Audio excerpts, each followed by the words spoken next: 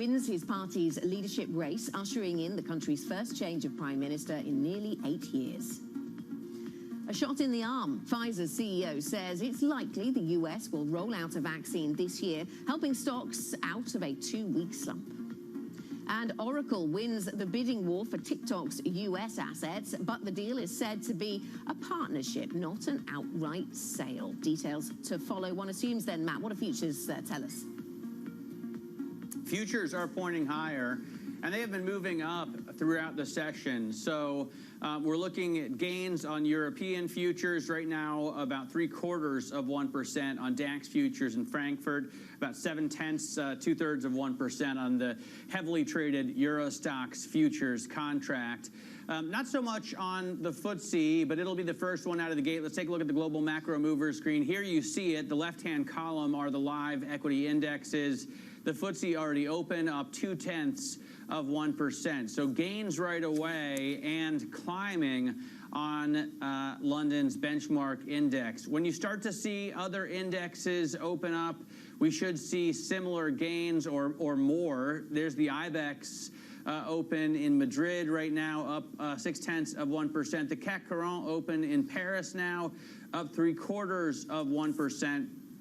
And it's interesting to see, I think especially the FTSE, now the FTSE up 0.6 of 1%, while the pound gains as well. You know, typically these two are inversely correlated, but we're going to have a guest on, I think a little bit later, who points out that the pound has been acting like a risk indicator lately, where when it's gaining, when it's risk on, the pound gains, and vice versa. So that's, I think, pretty fascinating, even as we head towards what could be a hard Brexit. European markets then opening higher. UK lawmakers preparing to vote on Boris Johnson's Brexit law-breaking proposals this week. In Europe, the ECB president, Christine Lagarde, says the recent appreciation of the euro has partly offset the positive impact of the central bank's stimulus and the effect it's had on boosting inflation. She also repeated that policymakers must be ready to adjust their instruments if needed, but she didn't seem too focused on the euro appreciation, or maybe not focused enough, depending on how you look at it. Joining us now is Neil Jones, Mitsuo Bank, head of currency sales for financial institutions. Neil, I now remember I was thinking about your notes, and you're talking about the pound as maybe a risk indicator these days. Yeah. That's why we increasingly see the pound gain as we see stocks gain in London, something that we haven't seen. We've seen the inverse of that normally. What do you think this means that we're seeing the pound gain now, and how related is that to the Brexit brouhaha? Yeah, well, the pound gain is certainly a strong currency that correlates with risk, and historically that's been the case. I mean, we take as little as March, for example, cable traded down to 115, followed by a global stock market recovery, and in turn, cable trading up to close to 135. So I would suggest that the pound risk correlation remains intact. Historically, it's been the case. There's solid price action precedents for this, and I would suggest that will remain so in the future. And it's a solid reason for that, the risk correlation, given the UK's status as a financial centre, and a significantly high proportion of the economy is devoted to financial services. So it makes sense to me as kind of the pound being as one of the financial economy globally. So I would expect that risk correlation to remain intact. That said, yeah, I was going to say, that said, we do see the domestic politics perhaps pulling the pound in another direction. Good morning to you, Neil. So to what extent do you think the market is pricing in the possibility that we get no trade deal between the UK and its current biggest trading partner? Is the market complacent around the percentage chance of no deal? Yes, I sense there is an element of complacency currently. The percentage chances of a no-deal Brexit are elevated from about 10% only a couple of weeks ago, and with the rise of the internal market bill, we're probably something in the region of around about 30%. My own sense of things is the percentage stands at approximately 50-50, quite frankly. And I think it's real and live, the chances of a no-deal Brexit, and I don't sense it's anything remotely factored into the pound market. So I think there's actually there's a possible chance that we rise above 50% of a no-deal Brexit. Now, that being the case, then cable is positioned pretty light, really. It's probably a move to small shorts. If we go back a week, the cable market was actually pretty much flat on net. But even now, the positioning is light and certainly not reflective by any sense of a no-deal Brexit and a breakdown in trade negotiations and the internal market bill passing through the House of Commons and the House of Lords, which is quite possible. So my personal sense of things is sterling is not factoring in a hard Brexit at all. We've seen cable move from 135 down to 128, but it's only really been the last 2 or 3 big figures that begin to reflect a hard Brexit. You know, it's fascinating, and I can understand if you divorce the Brexit concerns or optimism with the moves in the pound, and you look at it as moving more on global sentiment, at the currency as more on moving on global sentiment. The only question I would have with that is when you look at stocks, the FTSE has just gotten absolutely crucified this year compared to almost all of its national competitors. I mean, it's still off 20% year to date, whereas, you know, the S&P is a gainer, the DAX is gaining year to date. And all the time during Brexit, we heard, well, it doesn't really hit FTSE stocks that much because they're such global stocks, right? Why has the FTSE just gotten cremated while all these other major equity indexes have or a lot of other major equity indexes have come back to parity or outperformed? Yes. So the UK is a very internationally traded economy. It's a very open economy. Financial services industry, etc., the tertiary sector of the UK is very. We have a very open for business type approach. To the extent that we see this inverse correlation between stock markets or certain internationally traded FTSE stock markets and currency appreciation, depreciation. And of course, if you're based in the UK but you are an internationally traded company, then a lower currency, a cheaper currency, is likely to appreciate your stock price and vice versa. So the sense is this move we've seen from March from 115 to 135 and back to 128 and change where we are now is reflected in international stocks and does explain why we've got this underperformance of FTSE relative to global stock markets, particularly the States. So there is a strong correlation with the price of your currency and if you are an internationally traded stock. So that's my sense of things where we are right now, why FTSE's underperformed. And if we did see a hard Brexit, then that would actually be a benefit for internationally traded stocks. So you could actually see sterling plummet to sub 115 on a no deal. But meanwhile, international stocks and the FTSE would actually perform relatively well. Okay, so we're back to that negative correlation. Neil, thanks so much. Stay with us. Neil Jones, Mizuho Bank, Head of Currency Sales for Financial Institutions. He's going to stay with us because we need to also talk about what's going on in Japan. Coming up, Yoshihide Suga claims an overwhelming majority to become the new leader of Japan's ruling Democratic Party. He'll almost certainly replace Shinzo Abe again as Prime Minister. We'll discuss the challenges he now faces and whether we head to an election. This is Bloomberg.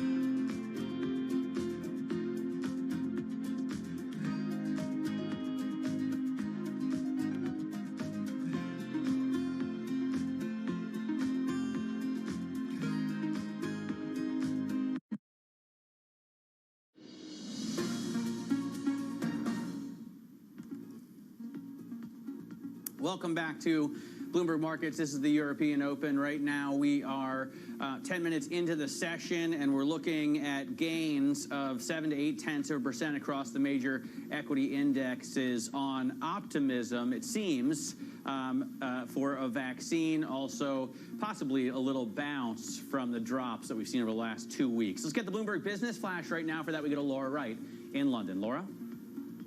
Thanks, Matt. The semiconductor industry's largest ever deal, NVIDIA, has agreed to buy SoftBank's chip division, ARM, for $40 billion. Over half of the deal will be paid for in stock, and SoftBank may receive a cash bonus if ARM's performance meets certain targets. Regulatory approval may well prove challenging. The deal needs sign-offs from China, the UK, the EU, and the US.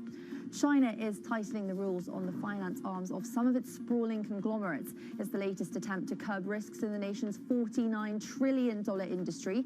The new regulations will require licenses for non-financial companies that do business across at least 2 financial sectors. Gilead has agreed to acquire Immunomedics for about $21 billion. It's a substantial premium for the maker of a promising breast cancer therapy. The treatment shows positive results for a hard-to-treat form of the disease that does not respond to many of the current options available. Immunomedics plans to file for full approval of the medicine later this year. That's your Bloomberg Business Flash. Laura, thanks very much. Laura Wright here in London. Back to Japanese politics. The Japanese Chief Cabinet Secretary, Yoshihide Suga, has been elected leader of the ruling Liberal Democratic Party. The LDP is set to use its parliamentary majority to install him as Prime Minister in a separate vote on Wednesday. Suga's appointment will bring an end to Shinzo Abe's record run in office. He resigned for health reasons after serving almost 8 years as Premier. Neil Jones, Mizuho Bank head of currency sales for financial institutions, is still with us. And which way does the yen go on this, or does it move on other things, Neil? It's the classic buy the rumour in terms of dollar yen and sell the facts, really, with the expectations for Suga victory very, very high. And you'll notice the price action. There was an initial spike up to kind of 106, 10, 15 territory, but it's traded with a more subdued offer tone since then, since the Suga announcement. So my sense of things is the surprise would have been, and it would have been a major surprise, and dollar yen would have traded well south from 105 down to the 102.5 territory if Suga had not indeed become victorious. So he's factored into the price. From here, I would suggest the overall trajectory for dollar yen is to the downside, and that is kind of outside of politics. So the expectation is for a continuation of Abenomics, and I would agree with that. And the references are now becoming Suganomics already, but it is somewhat of a blueprint of what has previously been intact. But I would suggest there are factors beyond the domestic political situation which will, in time, take dollar yen lower. So we've moved through the LDP vote. The next question is when will the election be? We'll probably have a snap election, and perhaps potentially in October. But this should keep the downtrend for dollar yen intact, but for reasons that are beyond the domestic political situation. Yeah, so we were hearing similar comments from Derek Halpenny earlier. Okay. One of your competitors at MUFG saying, he thinks 100 could be a number we see in the future that's dollar clearly weaker versus the yen. Is that just because the greenback is losing its luster here? No, I would say it's quite a lot more to it than that, just the dollar side. I mean, I would continue with the theme that dollar weakness in play under a global general risk bid tone, which my sense of things longer term is that that risk trade does overall remain intact, and that will keep the dollar weaker. But remember also that yen is very much in the Premier League of risk aversion type currencies also. But I'm sensing a shift in the flow dynamics. Japan is very much the holder of the world's yen. The world's Japanese yen is a very domestically held currency, somewhat akin to JGBs, for example. and unlike the dollar, for example, which is held as a global reserve currency. So if Japan is selling the yen, and we hold this quite dear to a real force as to the direction of dollar yen, if Japan is selling yen, dollar yen goes up, the yen weakens. If Japan is not selling yen, then dollar yen will go down. And it currently looks like it's a shift in the kind of FDI type flows, which of the last few years have been very much Japan investing overseas. And that's kept dollar yen bid, it's kept the dollar bid and the yen weak. My expectation is that there's somewhat of a shift in that flow. And indeed, recent flows are actually from overseas moving into Japan, as opposed to historically what we've seen in the best part of the last 10 years is Japan buying overseas assets. We're starting to see, if anything, overseas entities buy Japanese assets. And because of that shift in the flow trade dynamics, I'm not expecting Japan to be the world's major seller of its domestically held yen to the extent that it has been historically. So that should keep, cause a big... Yeah. Sorry, I didn't mean to interrupt, Neil, but that's how FDI flows then impact here. What about safe haven flows? What are the relative merits of the yen and the dollar as safe havens? Because the knee-jerk reaction sometimes seems to be more into the greenback on a sort of short-term basis. How do you weigh the two up as havens? Yeah, so they're both very much up there, the frontier of haven-type currencies, the dollar, the yen, and the Swiss franc. Under conditions of severe risk aversion, I would expect to see the yen outperform against the US dollar.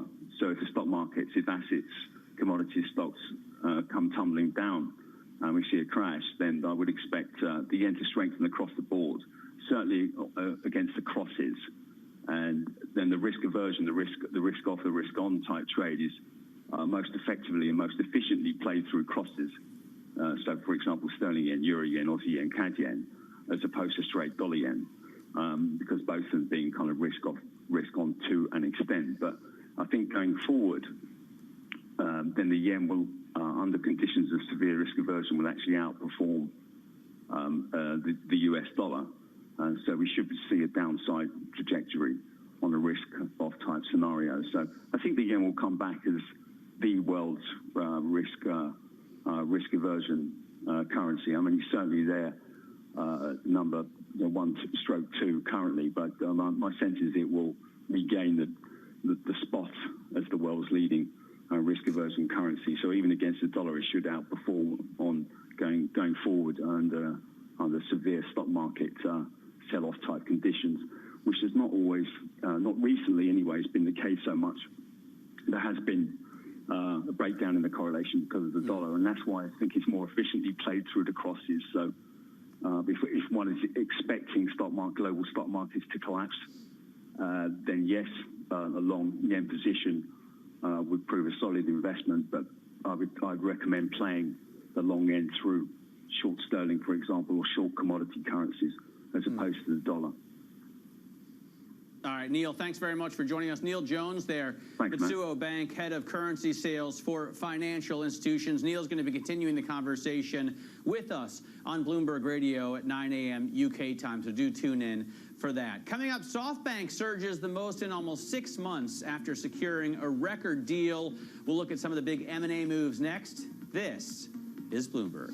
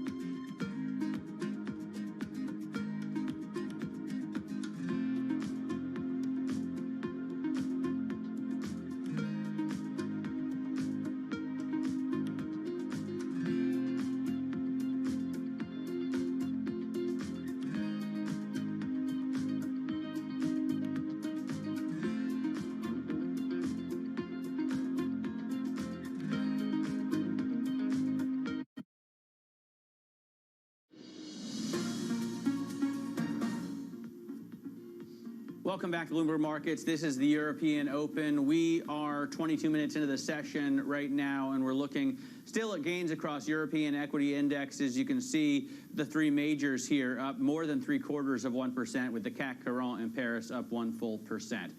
Now, TikTok has abandoned talks with Microsoft to sell its app in the U.S., and it's reportedly looking to Oracle for a partnership or a restructuring deal. Let's get more on some of the biggest happenings in M&A on this Monday morning with Danny Berger. Danny?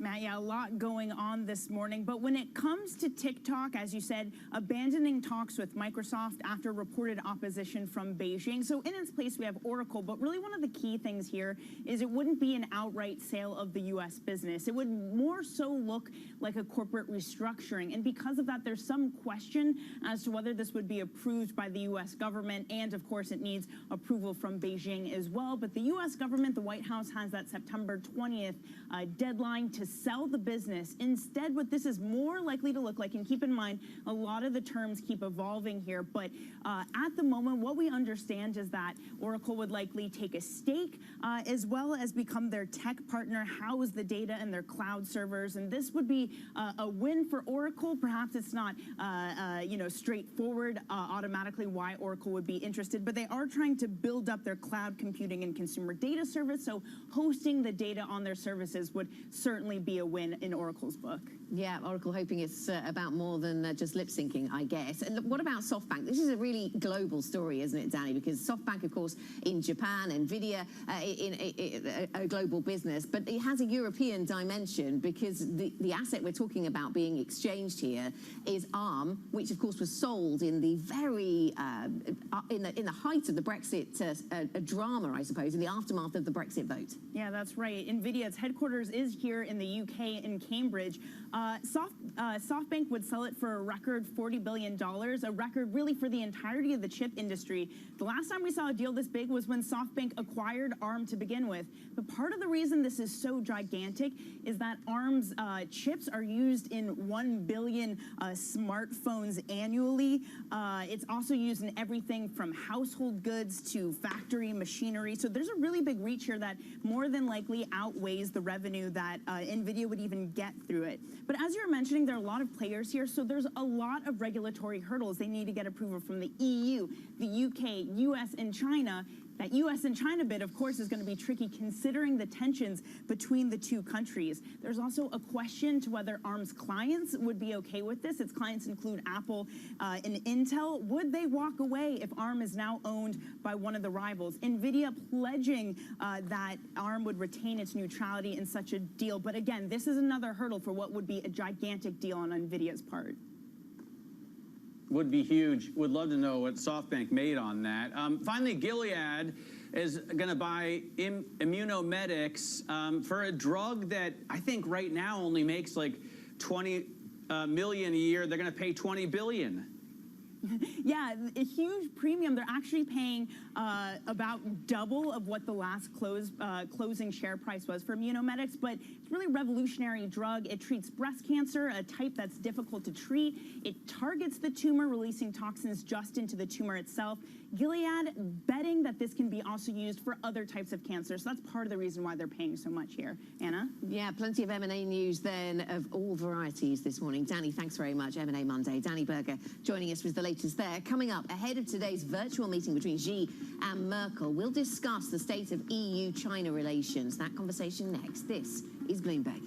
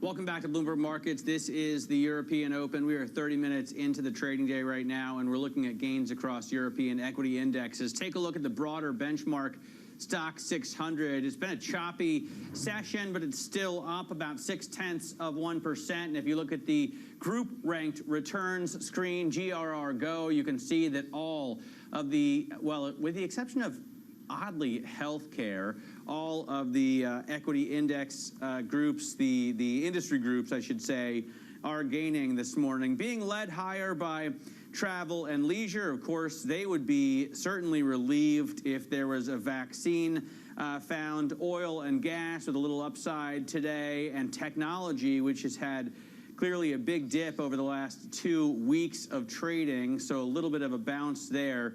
But it's interesting to see healthcare not really moving much at all, especially on a day where you've got so much M&A. The reason for that is that some big, heavy stocks in healthcare, Novartis and Roche, are both down by a little bit, Novo Nordisk as well as Sanofi. So a lot of the healthcare stocks are down fractionally, but they're such heavy stocks that they really weigh on that group. Let's get the Bloomberg First Word News right now. For that, we go to Laura Wright in London. Laura? Thanks, Matt. Breaking news this morning. Japan's Chief Cabinet Secretary Yoshihide Suga has won the race to replace Prime Minister Shinzo Abe. He's been elected by the ruling Liberal Democratic Party by an overwhelming margin. The group will use its majority to install Suga as Prime Minister in a vote on Wednesday. Turkey's debt rating has been cut deeper into junk by Moody's. The agency is warning of a possible balance of payments crisis, assigning the lowest grade it's ever given to the country, B2. That's 5 levels below investment grade. Moody's also kept its negative outlook on the rating. And the UK's so-called Rule of 6 comes into force today. No more than 6 people can meet indoors or outdoors to stem the spread of the coronavirus. Cases are rising sharply at a pace not seen since May. According to the Institute for Employment Studies, the UK faces twice as many job losses in the coming months than in the recession following the financial crisis. Global news 24 hours a day on air and at Bloomberg Quick Take, powered by more than 2,700 journalists and analysts in more than 120 countries. This is Bloomberg. Anna, Matt. Laura, thank you very much. Laura Wright here in London. Let's get the latest on Europe's political outlook then now with our new weekly segment. It'll be taking place every Monday. It's called the Brussels Edition. And so at the start of every week, we're going to be bringing you an essential need-to-know guide to the political week ahead in the 27 countries that make up the European Union. You never know, we might talk a little bit about the UK as well, at least in the current climate. Let's get more then now with our colleague Maria Tadeo. Maria. Again, today really is all about China and the EU. There's a very important call, I would say, between Angela Merkel, the head of the European Commission, the head of the European Council, and of course, the Chinese President Xi. Of course, this is really about reworking that trade relationship. The word that we hear a lot now in Brussels is recalibration, recalibrate the relationship so it becomes more balanced. And to talk about this, we're now joined by Fabrice Poitier, who is the Chief Strategy Officer at Rasmussen Global. He is joining us, well, from my home country of Spain and Santander. And look, Fabrice, the Europeans have made it clear they want to rework this trade relationship going forward. But given the fact that negotiations are not really going well, do you think we get this FTA by the end of the year? At this point, we just can almost kiss it goodbye. It's just not going to happen. Well, I think that's the point of this video conference today, is to see whether the Chinese leadership is willing to make some progress on what fundamentally is a relationship that has been stalling and degrading since the beginning of the COVID crisis. So I think this VTC is more important than just a show of engagement with the leadership. It's really to test whether Xi Jinping is willing to make some progress, especially on the EU-China investment agreement. And what if we don't get a joint statement? Because we already hear that today, that we may come towards the end of the day, don't get a joint statement. That shows, again, negotiations are stalling. What if we don't see that progress? Can we just say, look, this is not going well. We just don't get this thing done by the end of the year. It's just not going to happen.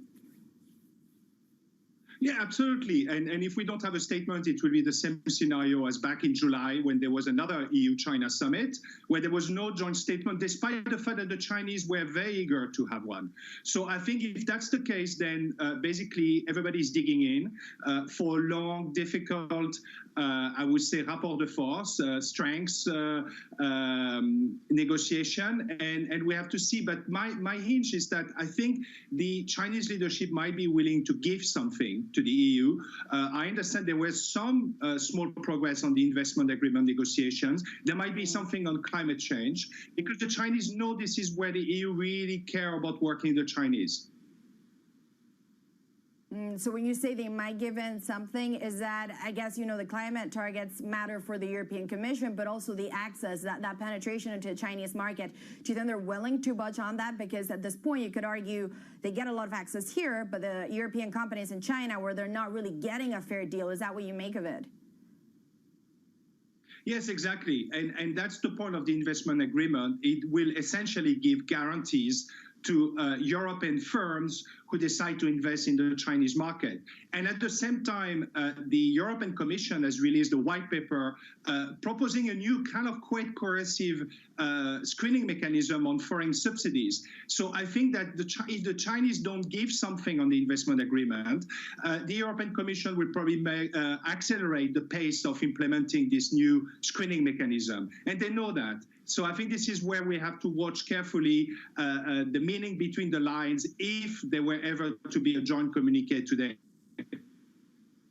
Right. So I guess the ways that you're talking about this is that, if anything, retaliation from the Europeans come in the form of regulation, not the tariffs. But I'm also curious to see, I do hear this idea that the Chinese engage in predatory behavior when it comes to European M&A. Is that something that you would say it's fair, this idea that the Chinese are, in fact, in some ways, almost a predatory country on Europe?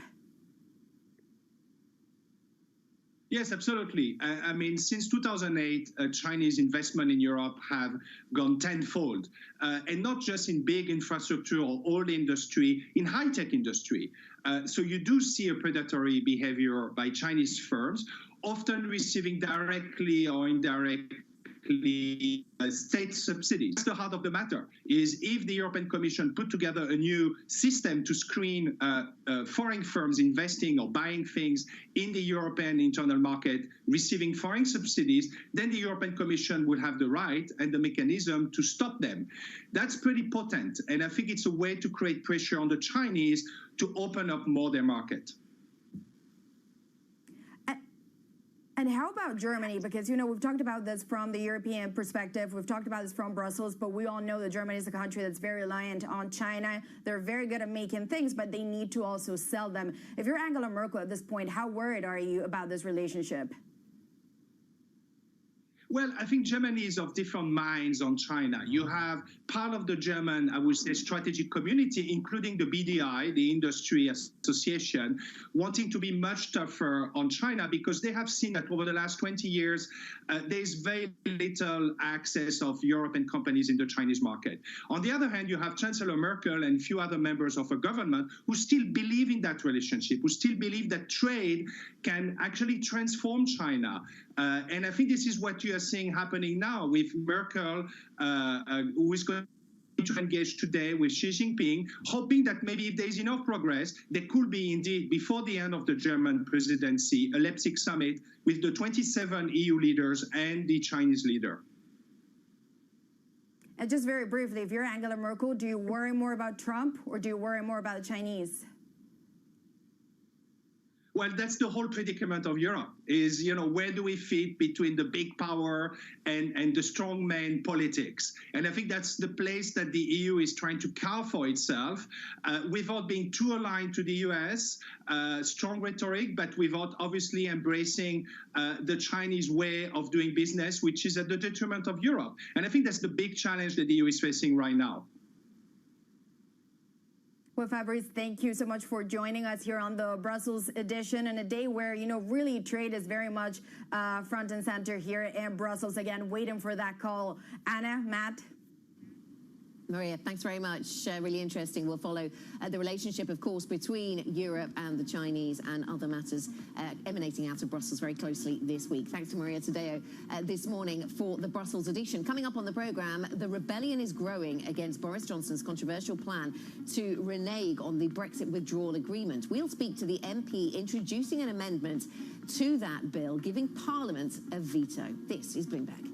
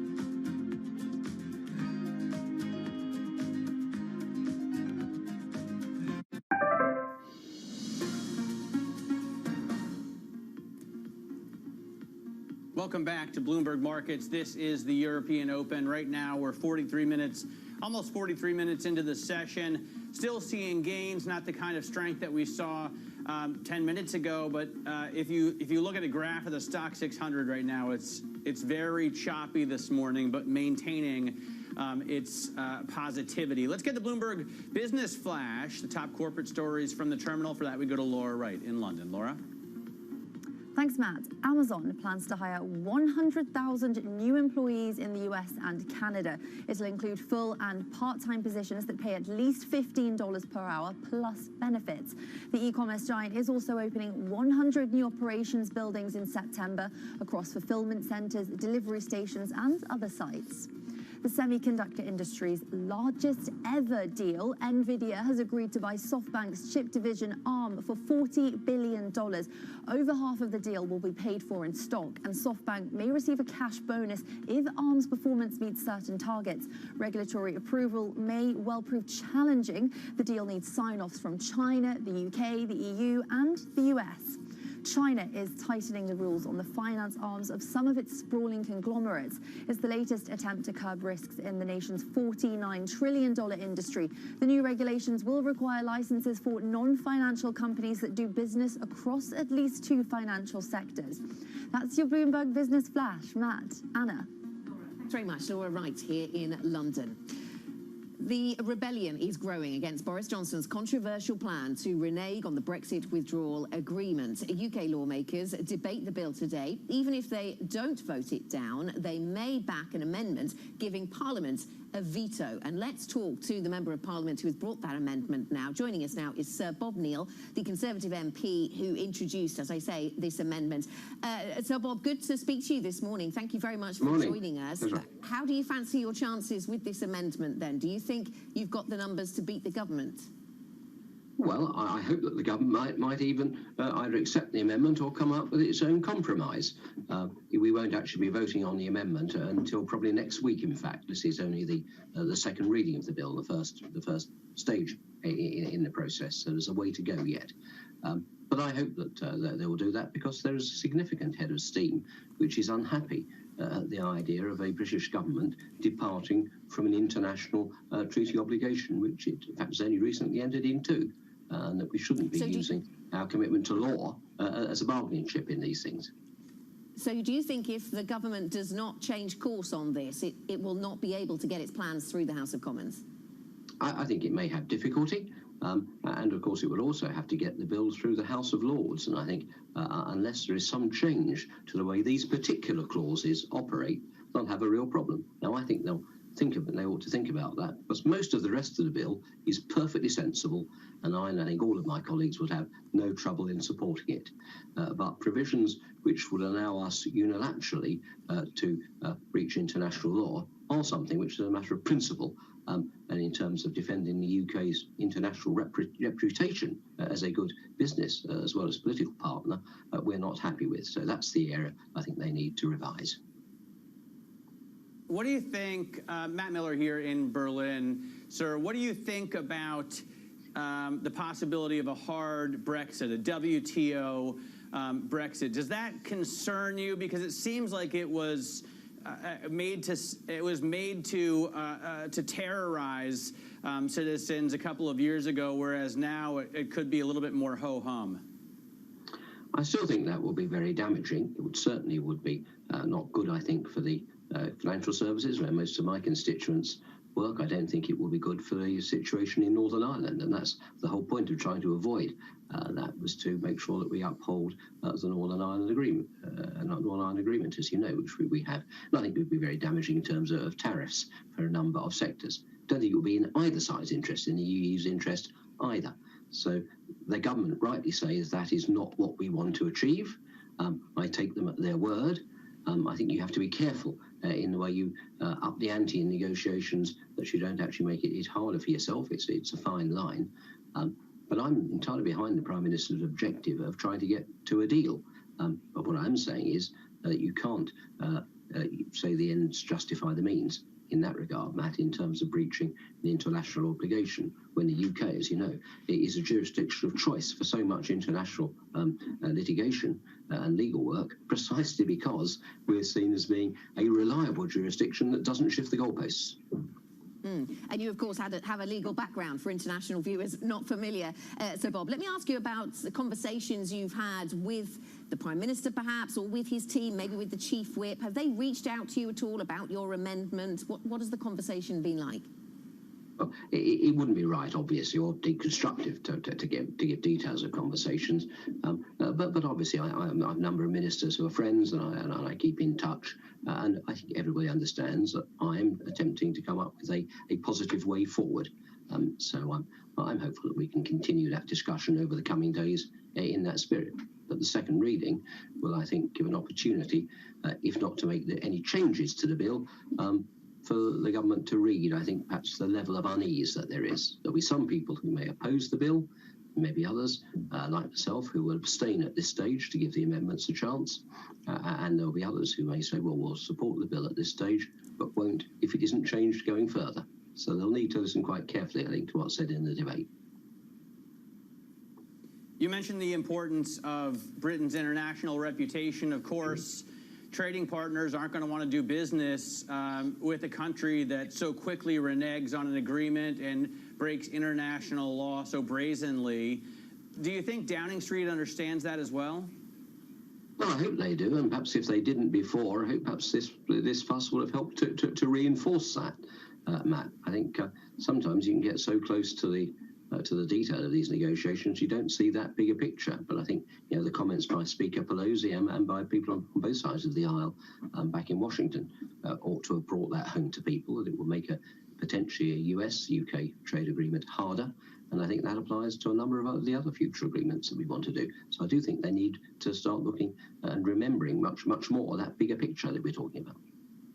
So, Bob, do you think the Prime Minister has given a suitable explanation for why he signed, why the government signed the withdrawal agreement and promoted it so wholeheartedly, if it does, as he now suggests, allow the EU to claim jurisdiction over UK state aid rules and bring about the possibility of a food blockade over the Irish Sea? That was one of the lines he was pushing over the weekend. If it does allow those things to happen, why was it signed? That would be a very good question, wouldn't it? I think, when I was a lawyer, I didn't generally say to clients, well, you can change your mind because you didn't read the contract carefully enough. You work on the assumption that you read the agreements before you sign up to them. And I was happy to support the Prime Minister in signing up to that deal. On the specifics, there is, in fact, within the withdrawal agreement and within the arrangements for how you deal with the protocol, an arbitration mechanism. Legal arbitration mechanism where you can resolve disputes around its application. So why not go down that route before you start pushing a nuclear option or breaking an international agreement? And of course, a physical blockade isn't something realistically that the EU can do. The EU hasn't got gunboats it can send outside British and Irish ports. They might take legal proceedings against us, but again, for infringement. But nonetheless, there's again, as I said, there's an arbitration mechanism to deal with that. So I'm not sure that was the phrase I would have advised him to have used about it. All right, Sir Bob Neill, thank you so much for joining us. My Appreciate pleasure. your time. UK Conservative MP talking to us about his amendment and the complexities of Brexit. Coming up, two industrial commodities are painting a contrasting picture of the strength of the global economic recovery. So which one is a better guide? We'll discuss the diverging paths of copper and crude with MLive's Eddie Vanderwald next. This is Bloomberg.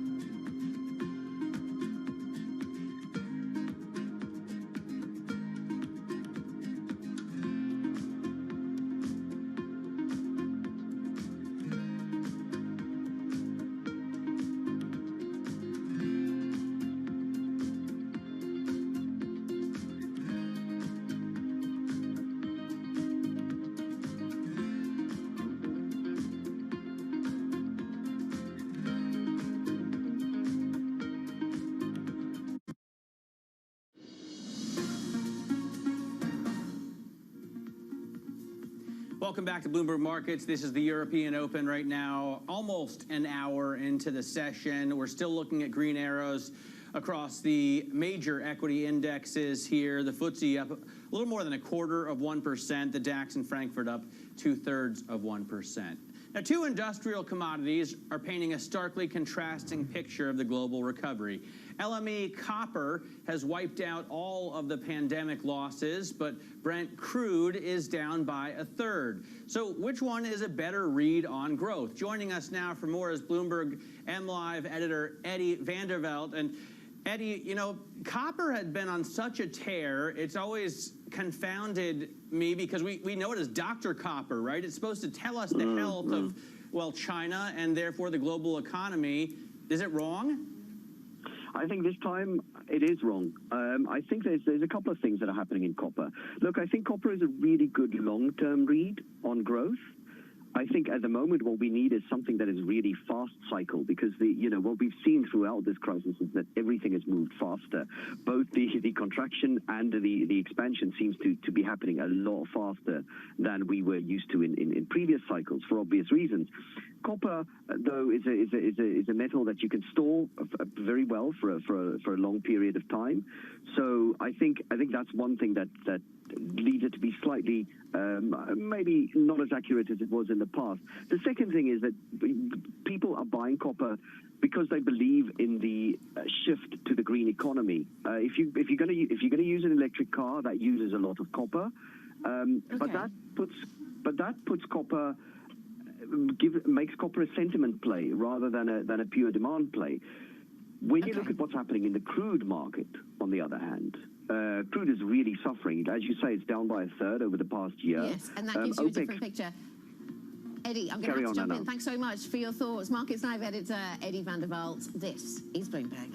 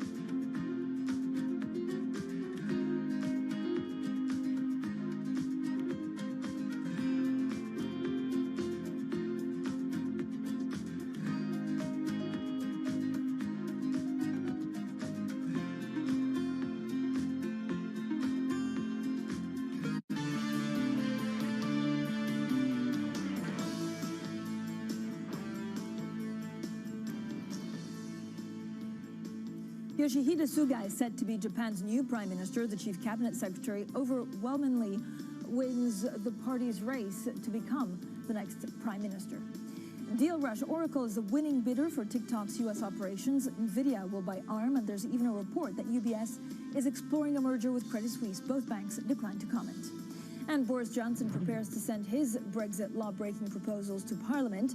The Justice Secretary warns he could quit over the issue. Investors now await the BOE rate decision on Thursday. Well, good morning, everyone, and welcome to Bloomberg Surveillance. I'm Francine Lacqua here in London. This is what the markets are focusing on now. First of all, there is quite a lot of M&A news, and that activity is giving a nice little lift to the markets. Now, what I'm looking at is a couple of technology stocks, M&A. I'm also looking at a couple of other things, such as crude oil edging higher, so does gold, dull ticking lower, and overall, these global shares are coming off a back-to-back weekly decline. Now, let's get straight to the Bloomberg. First word news here in London is Leanne Gerrans. Hi, Leanne. Hi, Francine. Some optimism over a coronavirus vaccine. The chief executive of Pfizer says it's likely the U.S. will deploy a jab to the public before the end of the year. Speaking to CBS's Face the Nation, the boss of the pharmaceutical giant says it's dependent on regulatory approval, but that the firm has a good chance of knowing the efficacy of its vaccine by the end of October. Now, Japan's chief cabinet secretary Yoshihide Suga has won the race to replace Prime Minister Shinzo Abe. He's been elected by the ruling Liberal Democratic Party by an overwhelming margin. The group will use its majority to install Suga as Prime Minister in a vote on Wednesday. Now, the UK's Justice Secretary has warned he may quit over the government's plans on Brexit. But speaking to the BBC, he says it hasn't reached that stage just yet. The controversial law heads to Parliament this week. Prime Minister Boris Johnson is facing a growing rebellion over plans to override parts of the divorce agreement already signed with the European Union. And Turkey's debt rating has been cut deeper into junk by Moody's. The agency is warning of a possible balance of payments crisis, assigning the lowest grade it's ever given to the country, B2. That's 5 levels below investment grade. Moody's also kept its negative outlook on the rating. Global news 24 hours a day, on air and at Bloomberg Quick Take, powered by more than 2,700 journalists and analysts in more than 120 countries. I'm Leanne Gerrans. This is Bloomberg. Francine. Leanne, thank you so much. Now, Oracle is said to be the winning bidder in the battle for TikTok's U.S. operations. That's after the main rival, Microsoft, announced its offer had been rejected. Now, sources tell Bloomberg that the deal with Oracle is narrower and appears more like a corporate restructuring than an outright sale. Well, terms are still being discussed. Joining us now for more on this is our senior international editor, Jody Schneider. So, Jody, what exactly is the scope of this deal? Yeah, well, the terms are still being discussed. People familiar with the deal have told Bloomberg, but one of these options is Oracle taking a stake in a newly formed U.S. business while serving as TikTok's U.S. technology partner, sort of housing the video app's data in Oracle's cloud servers.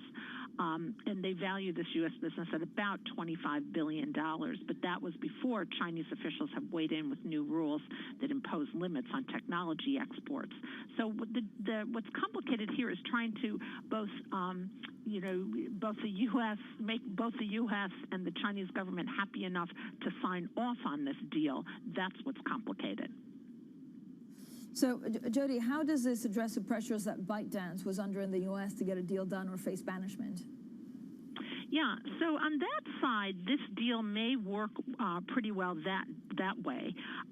It's unclear whether the deal would pass muster with the Trump administration, but couching the deal as a corporate overhaul could help in Beijing.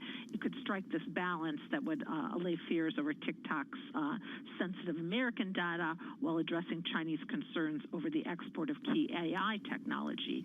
So it could help there. On the other side, Oracle has pretty good relationships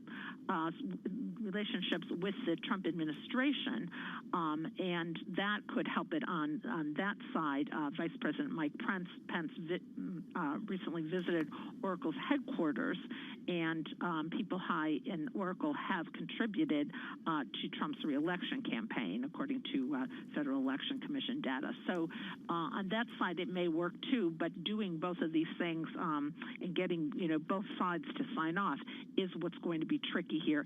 And in this tight time frame, President Trump has said he wants this deal done right away. Thank you so much. Our Jody Schneider there, senior international editor, and we'll have plenty more, of course, on these stories throughout the day. Now let's give you a markets view. Joining us this morning, we're delighted, is Scott Thiel. He's chief fixed income strategist at BlackRock Investment Institute. Scott, great to have you on Bloomberg Surveillance. I know it's not your wheelhouse, so it's difficult maybe for me to ask you about M&A, but does it point to animal spirits that we're seeing out there in the markets in general? Well, I mean, I think first of all, my young daughter will be very happy that TikTok survives. But in any event, no, I think what we are seeing, Francine, is this idea that she's 14, but the idea that that the economy is actually surprising to the upside, right? We wrote about it this week in terms of looking at activity restart coming out of the crisis, and what we're noticing is that, particularly in the manufacturing sector, for example, that the economy is actually responding better to the easing of lockdown measures than we had anticipated. I also would suggest, obviously, we look at the market more generally and stocks, and we look at the quality factor, which a number of these companies which you're discussing are part of. We do see that as being, continuing to be a leader given the current environment. So, I mean, I think it's a combination of the economy doing better. Obviously, very important for us going forward is going to be the government support, and that's obviously a big question mark. So, Scott, how much focus and how much volatility are we going to see in the markets in general? And then I'll ask you about fixed income shortly, ahead of the U.S. election. Well, listen, I mean, I think it's a very, very important point to reflect on, right? And Francine, this election is very different in a number of ways than the elections that we've had in the past. First of all, the platforms of the two candidates are very, very far apart. But also, I would suggest in this election, we're going to have potentially 3 points of volatility, right? The election itself, which obviously concerns about the way the election is administered, right, factually, so the mail-in ballots versus the in-person voting. Second is the actual outcome, so what actually happens, how close will it be, how clear will it be that one party has, or one person has won or lost. And then the transition of power, right? So how does then the transition go through once the election has been decided? And each one of those could build on each other to have a very volatile period. And so when we look at the markets, obviously the virus and reinfection are an incredibly important part of market volatility going forward. But when we look at a more contained, knowable event, the U.S. election, I think, could be a very, very big source of volatility going forward. Scott, the other big question, of course, that's, depending on the day, impacting fixed income is we're creating so much debt. What does it mean for taxes? What does it mean for the fiscal side of things? Should we really start talking about it or worrying about it? Or do we just look at Japan and say, well, Japan, has been living fine with that much debt for such a long time that it's just not something that investors should worry about right now? It's a very interesting question. It's a difficult one to answer. So obviously, we're reaching, levels of deficits that are, obviously wartime like in many respects. And the news around the U.S. deficit over the weekend, reaching incredible levels. But, it's interesting because it's a balance, right, in a situation where we have this policy revolution, which we've talked about. And a big part of the policy revolution is effectively the central banks of these countries and the governments working together to implement the policies, right? And so, yes, longer term, obviously, we are concerned about higher borrowing, higher deficits, steeper yield curves, and more inflationary pressure that is associated with that. But I think in the near term, you have this kind of 1-2 combo of policy where you have coordination between the central bank and the government to keep yields where they are, right? So the yield curve control in Japan, or implicit or explicit in the United States, if yields were to get much higher.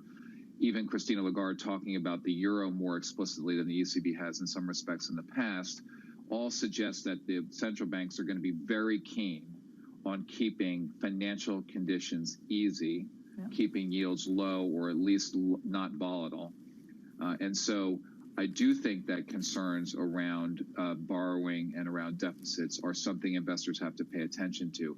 I just don't know about it in the next couple of months. Scott, what does it mean then? Where do you see the best value in fixed income? And when you're looking at treasuries, what are the chances that we actually do get a comprehensive U.S. fiscal package? Well, I think it's a very good question. So I'll answer the question two ways. One is look at the volatility of the U.S. 10-year for a moment. So March 24th, the day that the Fed announced the policy, the U.S. 10-year note was at 70 basis points. I think it's at 70 basis points right now.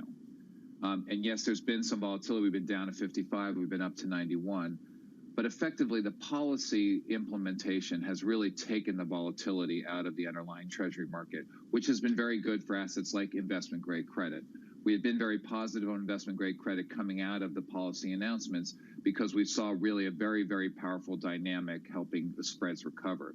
But now as we look going forward, we've shifted that view to high yield from investment grade because we believe high yield, still offers value from an all-in yield perspective and from an implied default perspective, but also, Francine, from a real economic policy helping perspective. We expect to see better fiscal spending, obviously maybe delayed by the election, maybe delayed about political wrangling, but we do expect more policy to be delivered. And therefore, for us, given the kind of the need for yield, the valuations, high yield actually looks very attractive to us.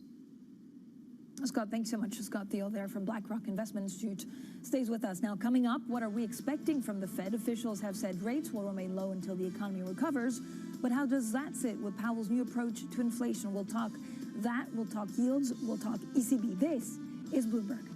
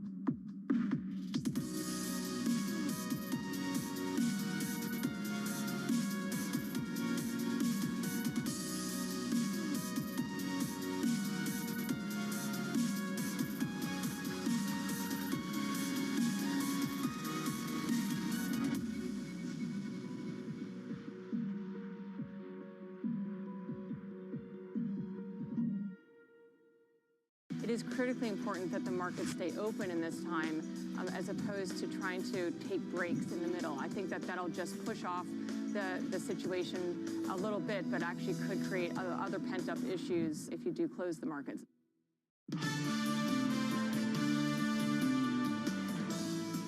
Economics, finance, politics. This is Bloomberg Surveillance. I'm Francine Lacqua here in London. Let's get straight to the Bloomberg Business Flash. Here's Leanne Gerrans. Hi, Leanne. Hi, Francine.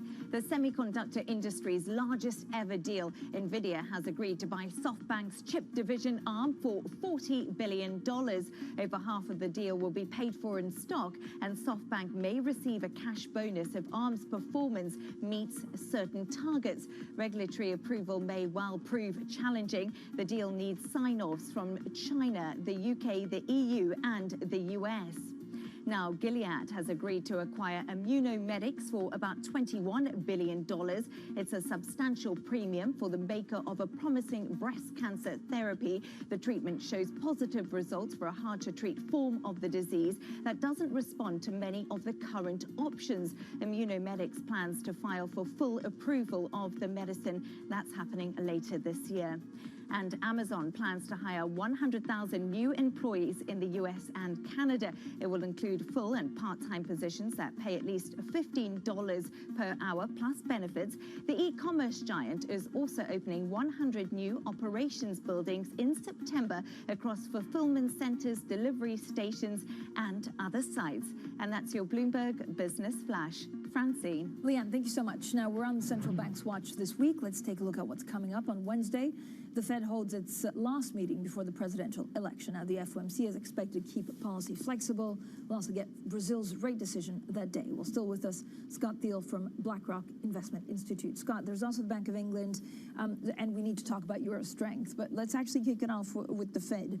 If you look at the new average inflation target from the Fed, does it actually change the way you view monetary policy in the U.S.? Yeah, I mean, I think it's a very important development. It's obviously something that at this meeting, we're again going to look for some more information around how the Fed is going to manage that going forward. But obviously, the idea of make-up strategies or average inflation targeting would suggest that the Fed would allow inflation to run hotter over the medium term before introducing, policies to address that. And for us, that's very important because it does suggest that yield curves can be steeper. It also suggests that inflation could be something that investors think about going forward. And so it turns us positive on things like inflation-linked bonds over the medium term. Obviously, they have done very well because markets and risk assets have done very well. But I do think it's important, market participants are going to look for, the guardrails for the Fed's policies, focusing obviously on full employment, and then what the potentially inflationary implications could be for average inflation targeting. But on balance for us, it suggests a more positive view to inflation-linked bonds, albeit the valuations have moved quite a bit in the near term. But strategically, it does suggest a bigger allocation to inflation-linked bonds. Scott, do you think that inflation targeting, average inflation targeting, will also be adopted by the European Central Bank, or does the ECB at the moment just have a different issue, which is they need to try and address the currency war without actually starting it themselves? Yeah, I mean, I think the ECB is a slightly different spot, right? They're obviously not, going down the road of a policy change here. But obviously, the comments around the euro from members of the ECB is a shift in the communication to some degree, right? If you recall, when we were watching Trichet and his press conferences and Draghi, they were very explicit about never making comments about the euro and the euro level. But I do think it's part and parcel with the same idea that the Fed is working with too, which is that they need to try and keep financial conditions as easy as possible, right? And so a strengthening euro, again, minor strength, minor weakness makes, I think, no real difference. But a sustained, stronger euro obviously detracts from those easier conditions. And so they're concerned about it. But obviously, the currency markets will try and, front run the move. And then when they say that, that they're worried about it, obviously the euro jumps higher. You get the shenanigans that go on with the trading markets. But I think on balance, the idea being that, again, a very important takeaway is that easier financial conditions are mission critical, right? They're mission critical for the Fed. They're mission critical for the ECB. And so these comments, in my mind, kind of speak to that desire to keep financial conditions easy. Scott, where do you see the best value in fixed income in Europe? Well, European high yield actually is very interesting to us, right? It has a number of obviously policy support. Obviously, in European high yield, you have the whole subordinated bank paper market, which obviously is also going to be supported by policy. And you also don't have that same type of susceptibility to the U.S. election situation and volatility around that, which we just discussed a moment ago. So we like high yield overall. And within high yield, we've actually expressed a preference, again, where portfolios can, for European high yield, which includes subordinated bank paper. Thank you so much for joining us, Scott Thiel there, Chief Fixed Income Strategist at BlackRock Investment Institute. Now, coming up, new leadership in Japan. The ruling Liberal Democratic Party make their choice to replace Shinzo Abe. We'll bring you the details next. This is Bloomberg.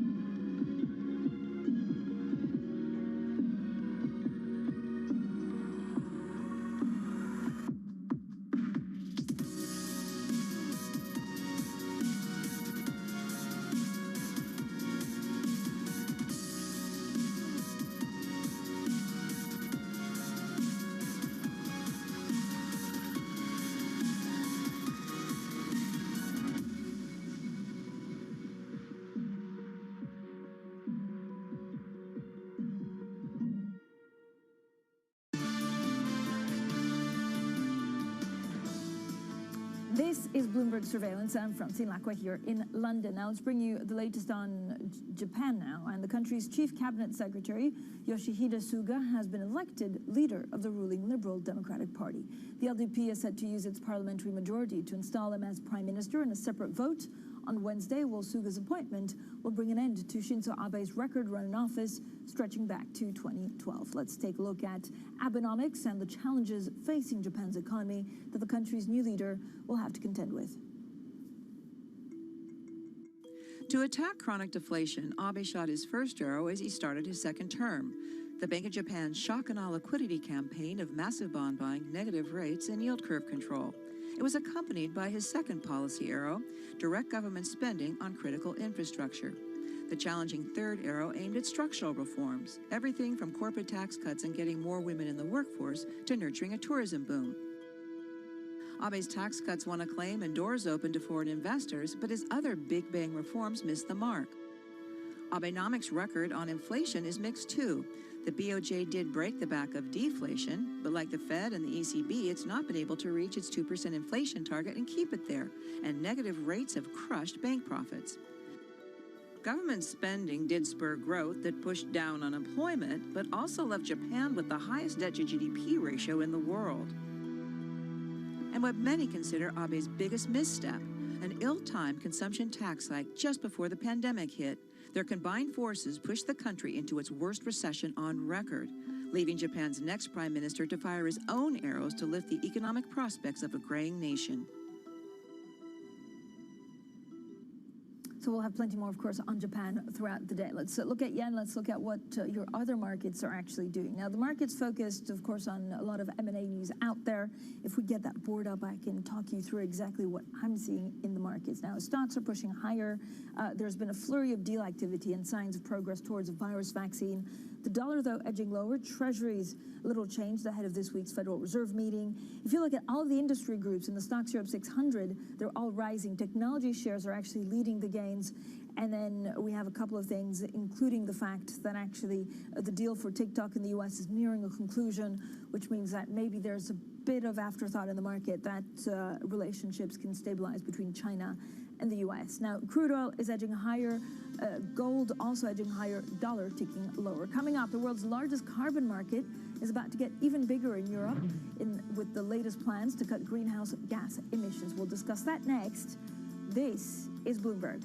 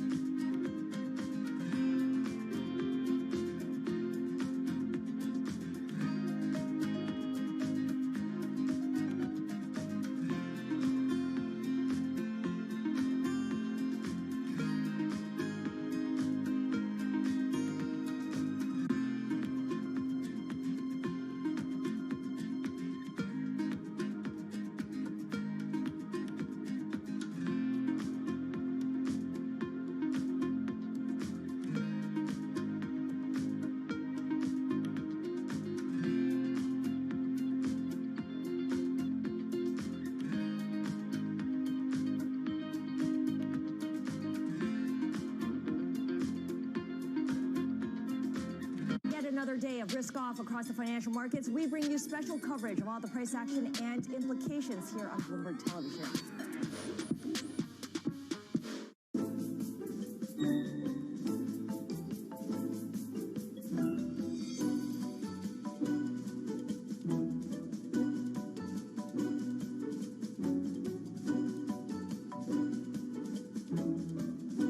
I was actually poor. No foreplay? Eat your bag of Lay's with a smile on your face. If all the diseases have been taken, I'll take a tax.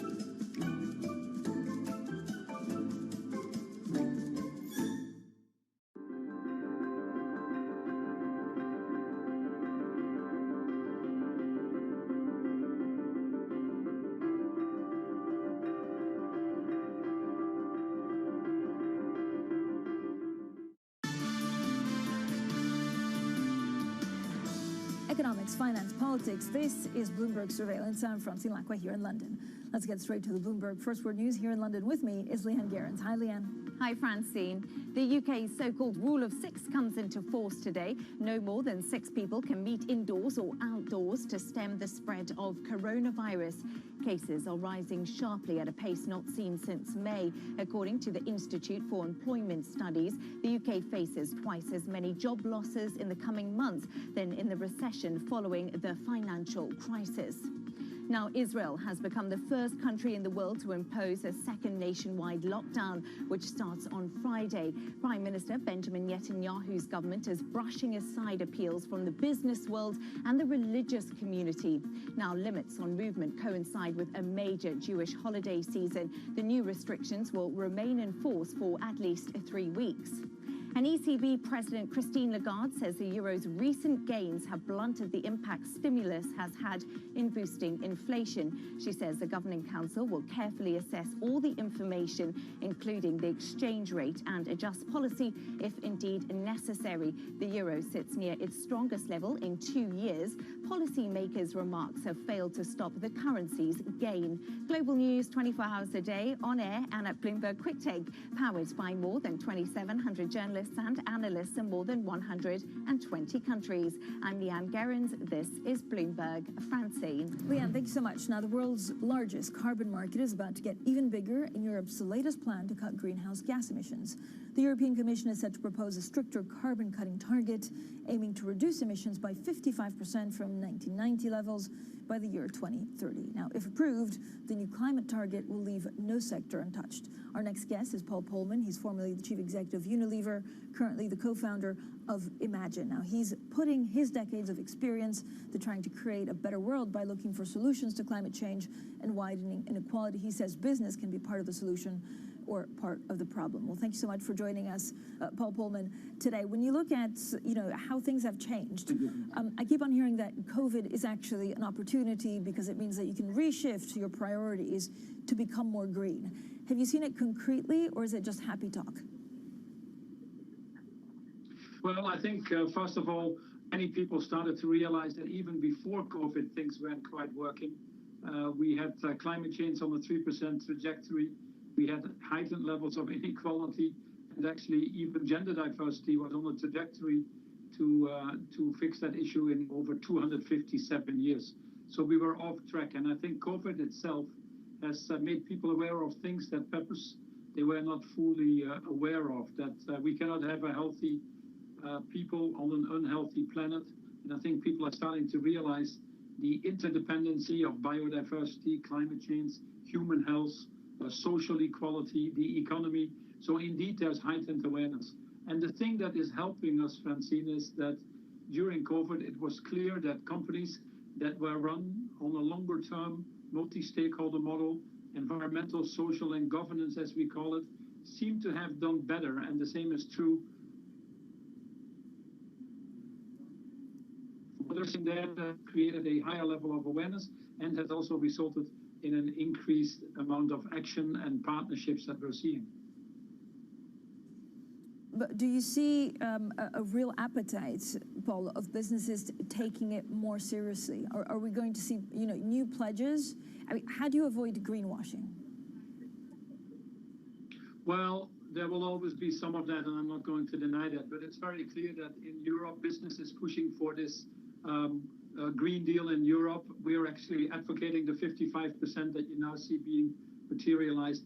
There are broad alliances happening in the financial market, like the Net Zero Alliance to decarbonize your portfolio. The Race to Zero is one of the things being launched this week, where we have 50% of the global GDP in terms of companies making climate commitments. So I think we're seeing momentum in many different parts. And not surprisingly, because the economics start to work for. I think companies have realized that decarbonizing, for example, their value chains is not only a risk mitigation, but it's increasingly becoming a tremendous opportunity. And the same we see now happening with nature-based solutions. We cannot solve the crisis if we don't protect the planetary boundaries. And it's interesting to see actually how companies start to realize how much we depend on nature It's providing over $100 trillion of services, but also how important it is to actually protect that into your value chains to ensure the continuity of your operations.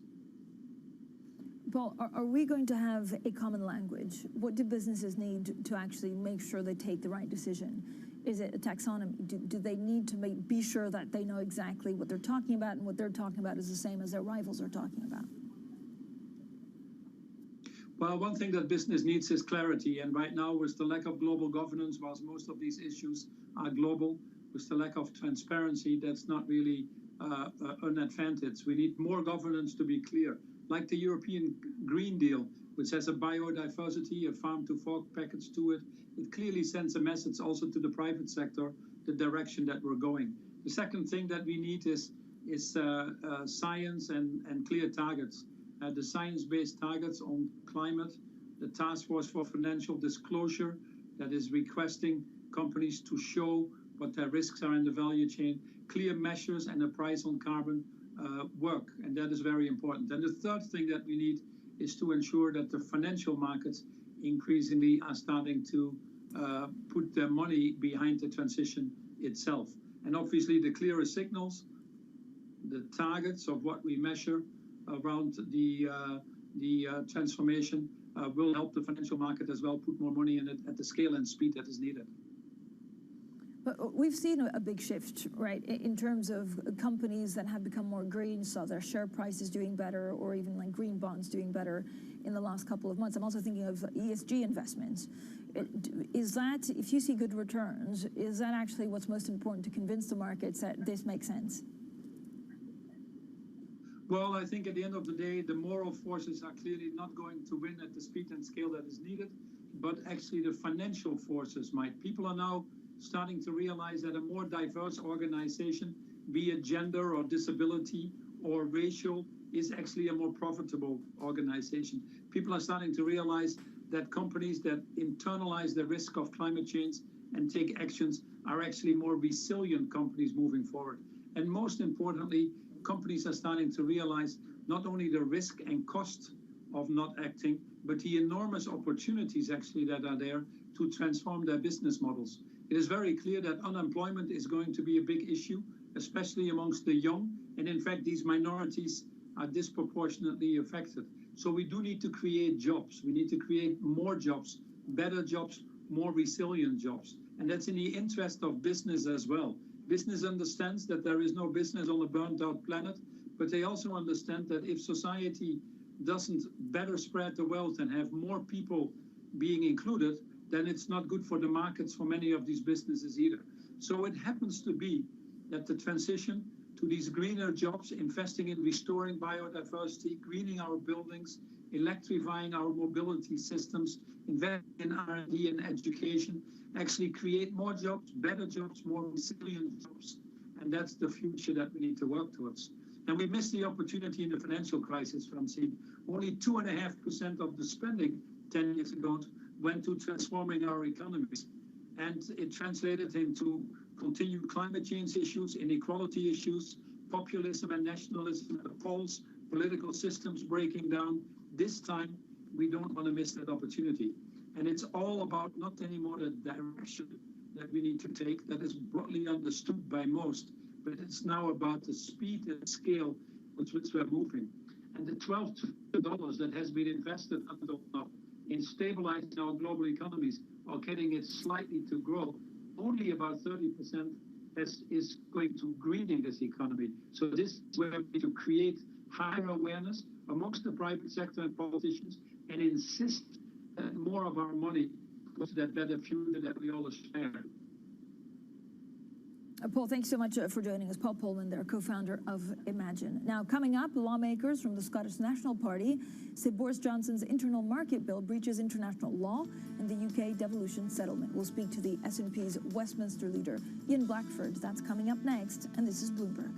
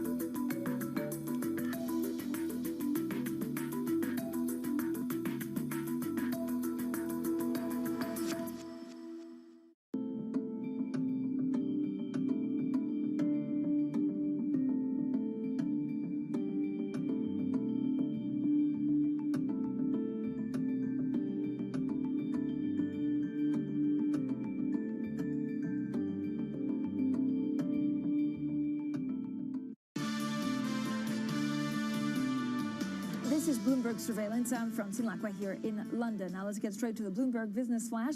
Here's Leanne Gerrans. Hi, Leanne. Hi, Francine. Oracle is said to be the winning bidder in the battle for TikTok's U.S. operations. That is after the main rival Microsoft announced its offer had been rejected. Sources tell Bloomberg the deal with Oracle is narrower and appears more like a corporate restructuring than an outright sale. Terms are still being discussed. Now, the semiconductor industry's largest ever deal. NVIDIA has agreed to buy SoftBank's chip division ARM for $40 billion. Over half of the deal will be paid for in stock, and SoftBank may receive a cash bonus if ARM's performance meets certain targets. Regulatory approval may well prove difficult. The deal needs sign-offs from China, the UK, the EU, and the US. And China is tightening the rules on the finance arms of some of its sprawling conglomerates. It's the latest attempt to curb risks in the nation's $49 trillion industry. The new regulations will require licenses for non-financial companies that do business across at least 2 financial sectors. And that's your Bloomberg Business Flash. Francine. Leanne, thank you so much. Now, let's get more of the controversy over Boris Johnson's Brexit plans. The UK Prime Minister is to put his proposal to break international law to its first vote in Parliament later today. The measures would allow the UK to unilaterally override parts of the EU divorce treaty.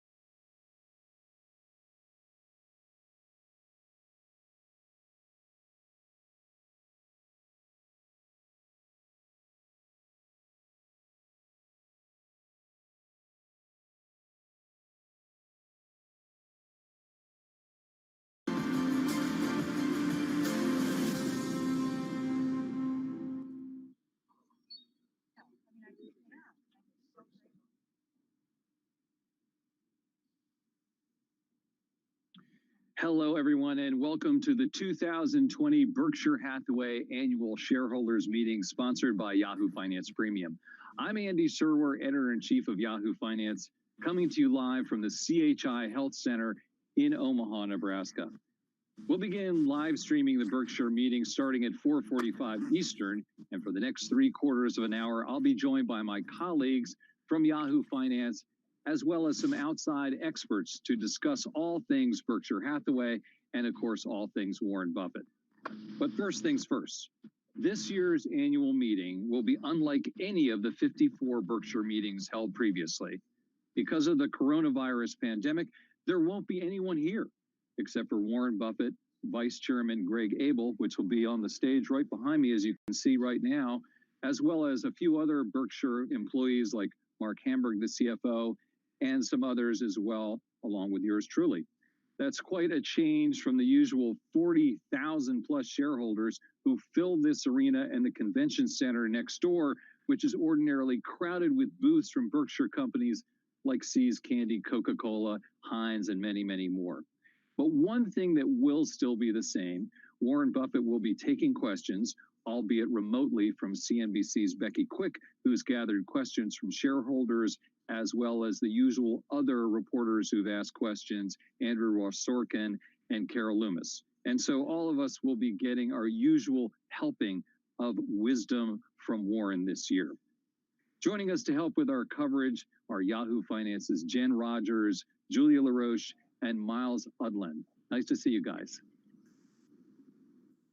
You too, Andy. I mean, you really set the stage there of how different this is. And during this time of the coronavirus pandemic, we've kind of run out of superlatives for how historic and different everything is. And this is one of these times when we're seeing something we've never seen before. Just to let everybody know, I mean, usually we're there very early in the morning with thousands of people lined up from all around the world trying to get in to see Warren Buffett and Charlie Munger. Us journalists, we're relegated to a booth upstairs. I've never seen Andy there on the floor. I mean, Andy, just give us a little sense of what it's like to be there. I mean, we know it's a skeleton crew, but what's it like to be in the room right now? Yeah, well, Jen, I can actually show you. I'll tilt my camera around. You can see the arena is empty. And as I said, this is usually 18,000 people are, you know, up to the rafters, literally hanging on every word that Warren and Charlie say. And yeah, there is a skeleton crew. There are a few people here, obviously personnel from the arena and some Berkshire people as well. Most people wearing masks. I ordinarily would be wearing a mask, but that's a little difficult if you're broadcasting. So I've taken mine off for the time being, but it is a very different scene, no doubt. So, you know, as you said, super different here. But one thing that stays the same, Andy, is that on this day, we also get earnings from Berkshire Hathaway. That is the tradition, and that is kept up here as well. So there was a lot of questions about how the company was performing through this quarter. And I know Julia's been looking at that before we dive into the earnings as well. Julia, your thoughts on today?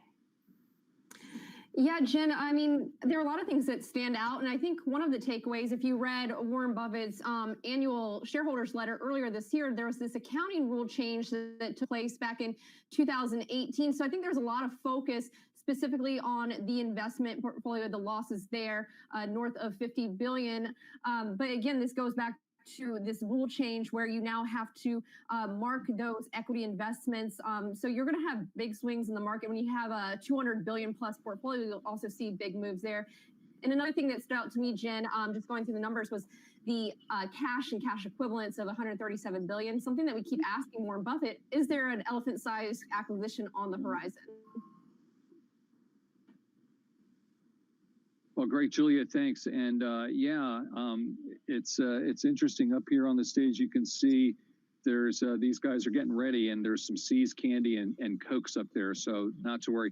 Miles, earnings a big deal, and you know it's interesting. We talk about this a lot, but Berkshire Hathaway, of course, has such a big cross section of companies. It kind of reflects, really, I like to think, the best of America's economy. So, what have you got for us?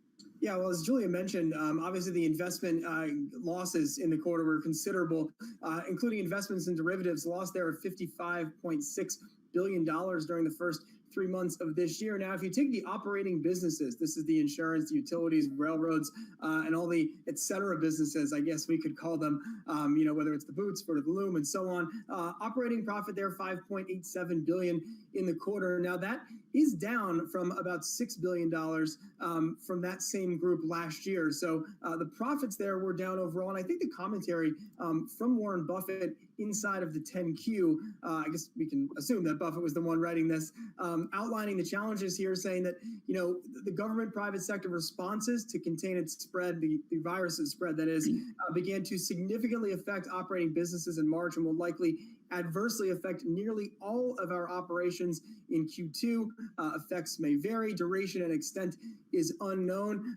Adding elsewhere in the 10Q that many of Berkshire's businesses are essential: the railroad, the utility, some of the insurance businesses, the service businesses, and they noted that, you know, things were okay in March, but a line in here: revenues of these businesses have slowed considerably in April. And so, Andy, I know we've talked so often on our programming about the broad swath of companies and how they're all responding to this. And I think Berkshire's, you know, commentary here pretty much in line with what we've heard. It's just that we're finding it sort of all in one place here. Yeah, I think that's right, Miles. And of course, we really look forward to hearing what Warren Buffett has to say about the picture when it comes to the company and, of course, the overall economy as well. Joining us now is Greg Warren, Senior Equity Analyst at Morningstar and one of the top finance experts covering Berkshire Hathaway, who is normally here in Omaha for the meeting but joins us remotely. And Greg, welcome. Before we get to you and ask you the first question, I want to play some sound of an interview that I did with Warren Buffett back in March about COVID-19 and his response to that. So let's listen to what Warren Buffett had to say about that. So how do you assess what's going to happen, and does that change your outlook? Well, it's going to be terrible, but I've always felt a pandemic would happen at some time. I mean, I've actually, in describing things that can interrupt the progress of not only this country but the world. It won't stop the progress of the country or the world. I mean, this is a terrible event that's occurring. We don't know how terrible, and it may not turn out to be that big a deal when we get through, but it may turn out to be a very big deal, and we just don't know, and I certainly don't know, and nobody knows. But there will be other things that happen in the world in the next 5, 10, 20 years. That's the way the world works. It's not a totally even course. Yeah, and just to remind folks, I was talking to Buffett, that was the second week of March. And so, we've since seen how it's played out. And, it's unclear whether it's truly abysmal and horrible. It's a pretty terrible situation. So I think he was kind of spot on. But Greg, let me bring you in and ask you about that a little bit and about, what you see as the effect on the company and all the various portfolio companies that Berkshire has. Well, I think to your point, I think it's one of those classical known unknowns. There's just so much not knowing the duration of how long the economy is going to be shut down, how long it's going to take for things to recover. It's going to have an impact across the board. So from that perspective, even a company like Berkshire is not going to be able to sort of avoid the impact from not just the pandemic itself, but the recession that follows and the slow recovery we're going to see overall. When we look at the operating companies on the insurance side, it's hard to gauge completely how good of a job they did of avoiding losses related to the pandemic. Pandemic insurance has not really been underwritten historically that much by a lot of companies. I think Munich Re is the only one that's been out there the past couple of years. But Berkshire obviously did have some exposure.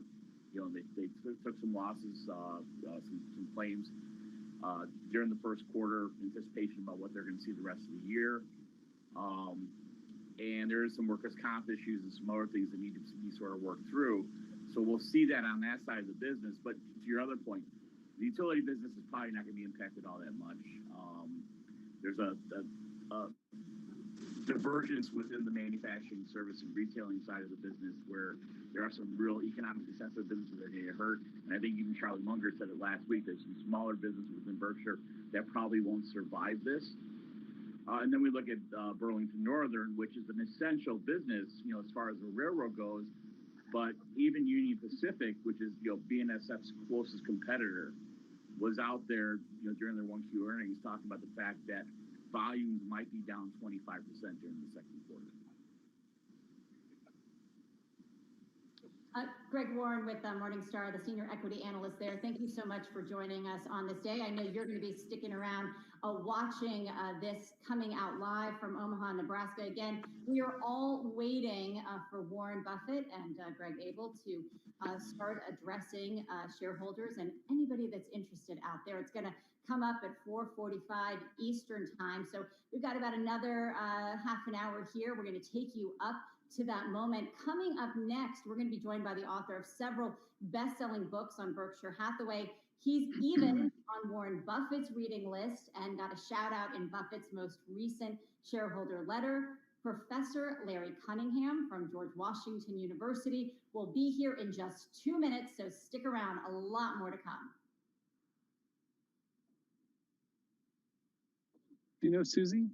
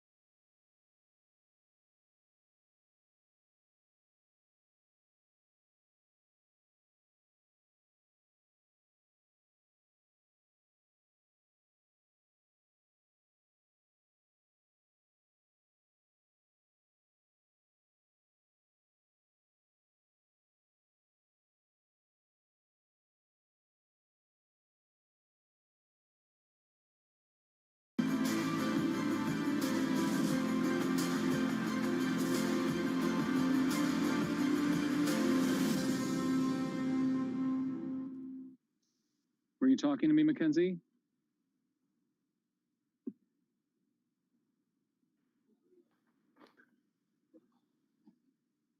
All right, joining us now is Professor Lawrence Cunningham from George Washington University and author of 2 new books about Buffett and Berkshire, Margin of Trust and Dear Shareholder. Larry, great to see you. Thanks so much for joining us. It's nice to be back with you, Andy. I was with you last year. This year is a little different, obviously. Yeah, so what are you looking for at this meeting? There's so much to talk about with everything going on in the economy. What are you picking up the most? Well, I think the thing to look for is mood in a way. I mean, he'll obviously provide us a lot of substantive information and detail, and it'll be interesting to see Greg in action and how they interact and how he approaches this challenge. But you look for a mixture of melancholy and maybe some hopefulness. Usually it's almost all joy. Most Berkshire annual meetings are a fun fest, and there's a lot of exuberant discussion, and there are occasionally crises or small crises that he has to deal with. But this year, it's much more pervasive. So I think looking for his mood to see how much is melancholy and where the silver linings are.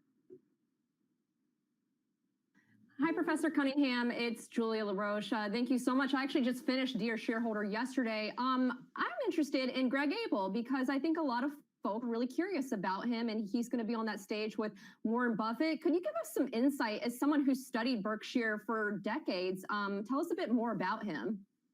He's a 20-year veteran of Berkshire Hathaway. He's been running the energy company almost all that time, has allocated tens of billions of dollars of capital, has a proven track record around capital allocation. He's also a first-class gentleman. He's a delightful human being. He's nice to talk to. And I guess the thing I want to share is that whenever I talk to Greg, whether it's in person or on the phone, I sometimes wonder, am I talking to Warren? And I hope that comes across today. He's got the same sort of Midwestern sensibility, modesty, and astuteness. So I hope that comes through today. I think it'll be very interesting to see. That will be interesting to see, especially since it won't be with Charlie Munger, who we're so used to seeing the two of them up there doing their little routine. Professor, it's interesting to hear you talk about mood because I think of Buffett as the eternal optimist, really. And now we see this cash pile at $137 billion, and really not that many investments made when we were seeing the volatile market in the first quarter. Are you surprised by that? Do you think there's anything to read into there about the mood, about his outlook for the economy and his company?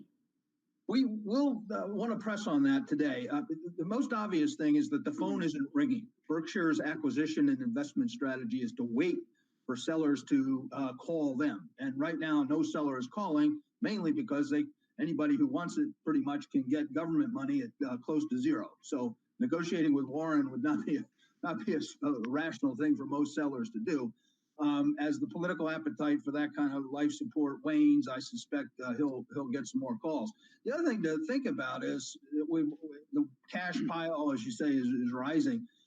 He's always insisted on having at least $20 billion of cash available to handle insurance liabilities. And that number may be low in the current environment. I don't know how low it is, but some of that 138 will have a claim on it that's different from in the past. And the other thing is it's very difficult to value anything in the current environment. So he'll only make an acquisition if he's got a reasonable basis for deciding that it's worth the cash he's paying. So, but I think you're right that'll be an important topic for the day. Of course, let's not forget, Larry, that this is a shareholders meeting and the shareholders care about the stock price. And so, of course, does Warren Buffett. I talked to him about that a little bit last month. Here's what he had to say. I've got 99% of my money, so it appeals to me, but it appeals to a lot of people who feel very comfortable with the fact that we'll never blow it, basically. And I think that they could feel very certain, relative to almost any company, that we won't be at the bottom quartile or something of performance, but they also should feel we're not going to be in the top decile either. We run it. We run. If you're a shareholder of Berkshire, we are running the business like you've got 100% of your money, and you're going to keep it in, and it's up to us to take care of it. Question is, I guess, Larry, is this going to be a great stock to own for the next 5, 10, 20 years? What do you think? Yeah, I think so. And this is Warren's refrain all the time amid mid-crisis. The short term can be catastrophic, but the long term is typically stable and will recover. And that's my prediction of the meeting today. It's a lot of melancholy over the past month and the next quarter or more, but over the next 5 years, 10 years, we'll all get through this, and it will be a memory. And, Professor Cunningham, you've, basically been through, not basically, you have been through all of Buffett's annual letters for the last 50 years. And in just thinking about maybe what lessons a younger Warren Buffett might have for current Warren Buffett, or for a lesson that investors can heed right now, because I think, the tone of everything that's been happening in the world is no one knows anything. Greg Warren just telling us this is a known unknown. What in the Buffett catalog, I guess, as it were, perhaps helps as a guide map for figuring out how to kind of just keep your head on straight in a time like this? Yeah, it's good to read those letters because they exude rationality above all. And, he's got a great quote from just 2 years ago about all of the significant crises that have plagued, if you like, the second half of the 20th century, and we got through them all. Now, this is on an order of magnitude much greater, but nevertheless, I think staying rational, staying practical, sticking with fundamentals, and appreciating that we've gotten through a lot of calamity in the country, and we'll get through this too, not without some costs and dislocations that are unpredictable, but we will get through. And so I think the young Warren Buffett out there, being rational, being a fundamental, analytical person is a very prudent approach. Certainly an internal optimist. Professor Cunningham, I would love to get your take on what do you think, or what would you want to ask Warren Buffett or Greg Abel today if you had the opportunity to pose a question to either of them? What would that be? I want to ask them about the buyback.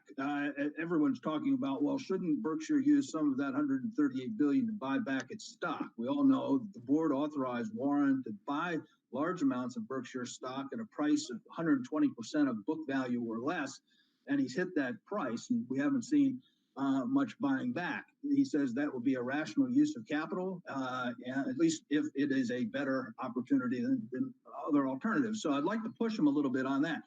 In particular, what I'd like to know is one reason we may not have seen the buyback is precisely because the other element that he insists be true is that the shareholders have information to decide what the intrinsic value of Berkshire Hathaway is. And it just might be the case that that's not possible to do. So I'd like to have a dialogue around the rest of the discussion on share buybacks, not just the price value, but do the shareholders have the relevant information? Professor Larry Cunningham from George Washington University, thank you so much for joining us today. Although we didn't get to see you in person, it was great to get a chance to talk with you before the meeting starts. And of course, for all of you that are waiting out there for the meeting to start, we are expecting it at 4:45 Eastern Time. Again, Warren Buffett and Greg Abel taking questions there. It's going to be a little bit different this year, but it is a year you are not going to want to miss. So stick around. Coming up next on the other side of this break, we're going to have Berkshire Hathaway Director Ron Olson join us again as we are counting down to the Berkshire Hathaway annual meeting exclusively right here on Yahoo Finance.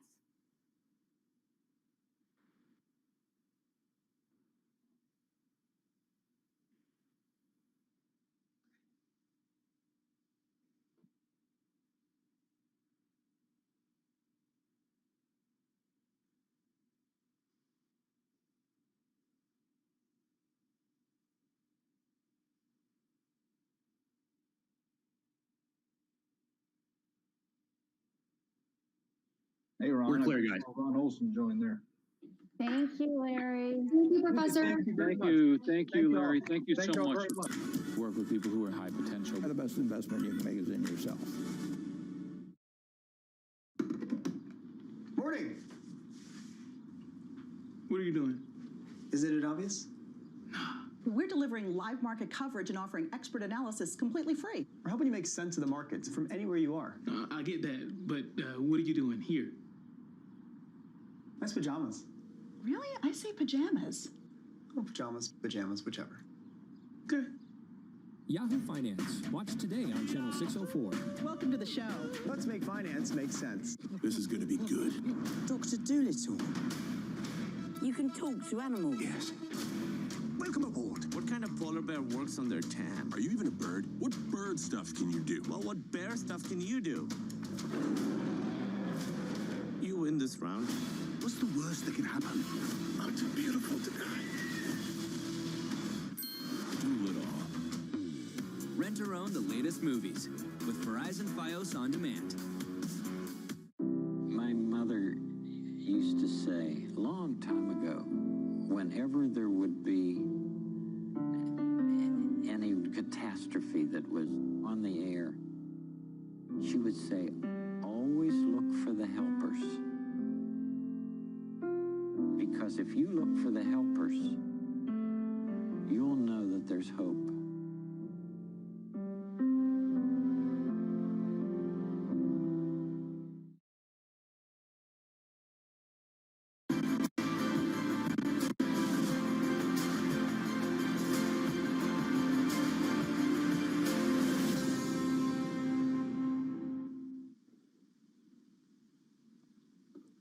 All right, we're now joined by Ron Olson, who is a Berkshire Hathaway director. Ron, so great to see you.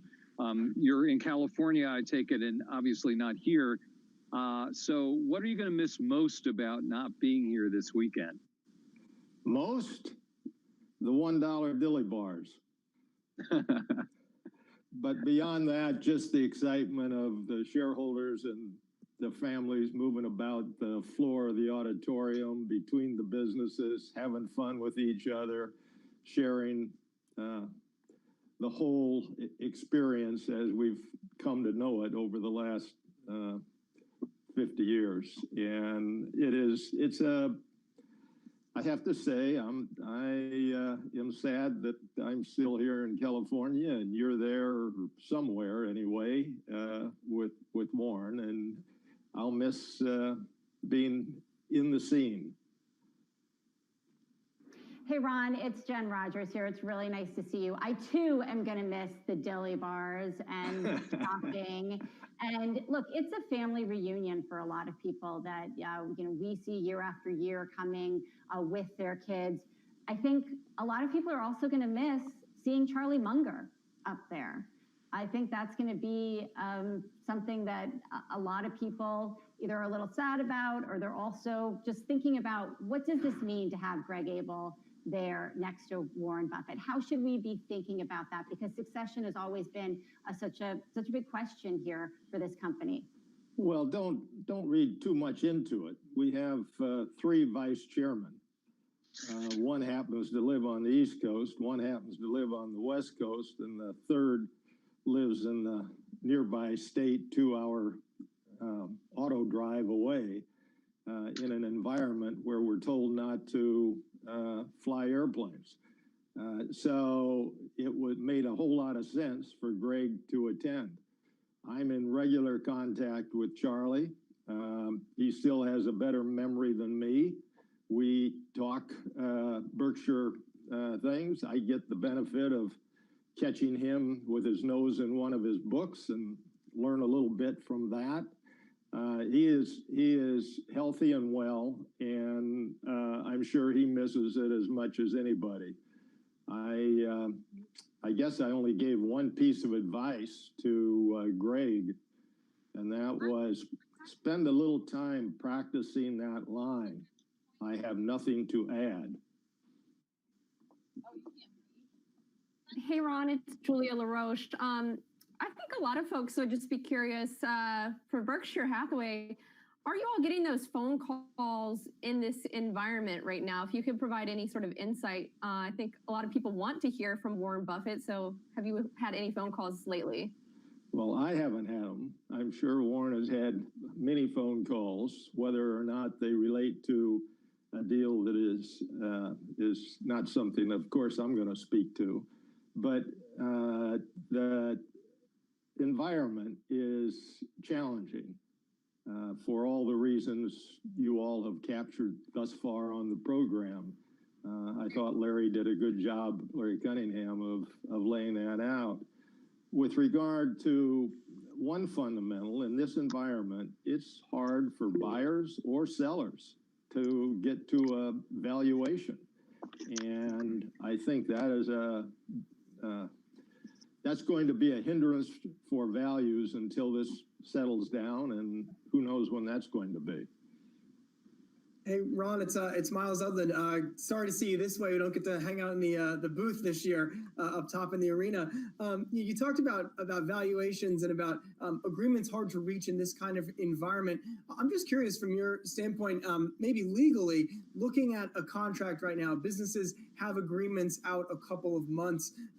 Is this a kind of a free-for-all right now? What is the status of companies trying to actually hold, whether it's their customers or a potential buyer, so on and so forth, to agreements in this sort of environment? It's certainly unprecedented in many respects. You're talking about the Berkshire subsidiaries. Sure. Berkshire subsidiaries, anything else you're seeing in your work, maybe outside of Berkshire. I mean, I think you have an interesting perspective that not everyone is going to have in this kind of environment. Well, I see a lot of different things going on. I think different companies are trying different approaches to an unprecedented environment. And in this situation, it is to be expected, I think. But you will see, I happen to pay a little bit of attention to the agricultural industry. We've seen everything going on there with people trying to find ways to operate in a safe way for their employees, to provide the needs of citizens in a complex distribution chain between the farm and the grocery stores, to provide a safe shopping environment for their customers. You've seen it, I've seen it. We moved from social distancing to masks. I just saw some report today that you have to wear a bonnet of some kind before you can approach a ATM machine in some of the banks that are dispensing monies. People are trying every approach to keep in touch with their customers. I've got a very, very close friend, like a daughter, who operates a restaurant in Los Angeles, in San Marino to be specific. She is standing at the doorway, monitoring every customer who comes in, only 2 at a time. And she's having, what she told me last night, were some of the most interesting conversations she's had by asking her customers how they're dealing with it. So you see all kinds of approaches.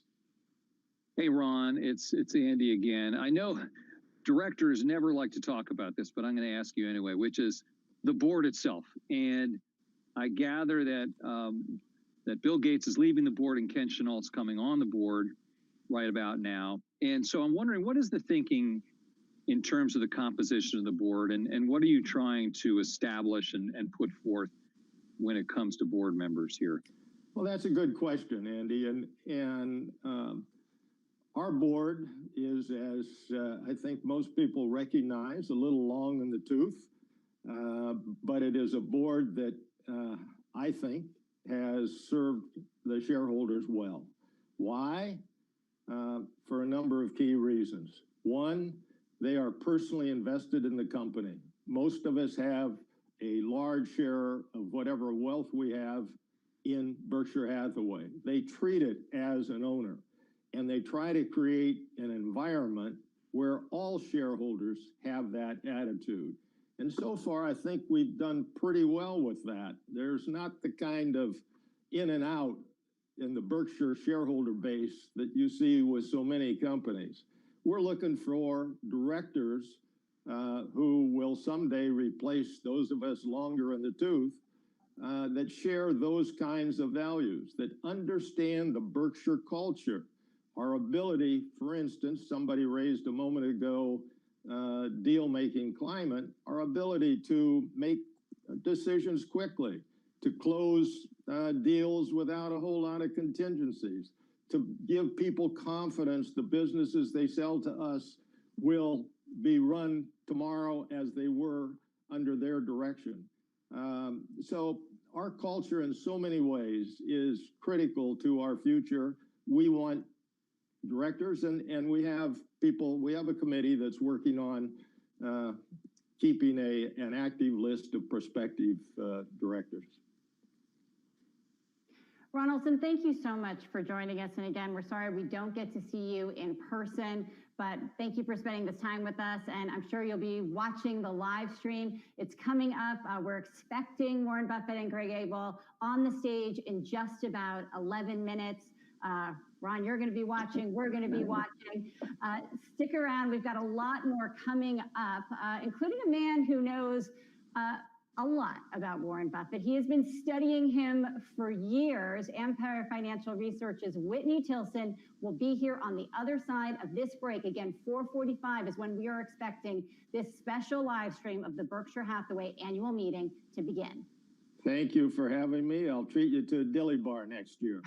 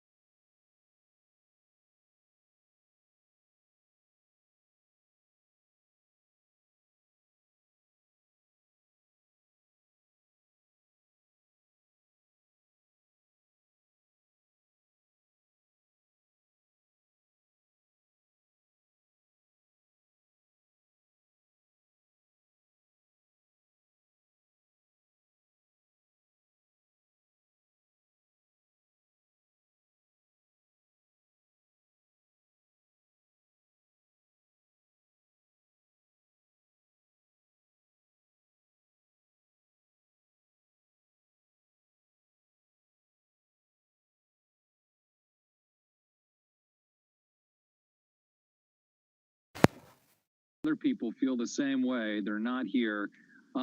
So I got to ask you, you love to ask a question, but what are you looking for the most here from Warren Buffett this afternoon? Look, the thing that really jumped out at me in their Q1. I have to move order to place short lower to 105.996. Order place to sell short at 105.996. That what they have actually been doing in the last quarter. He wrote, "Charlie and I have no magic plan to add earnings except to dream big and to be prepared mentally and financially to act fast when opportunities present themselves.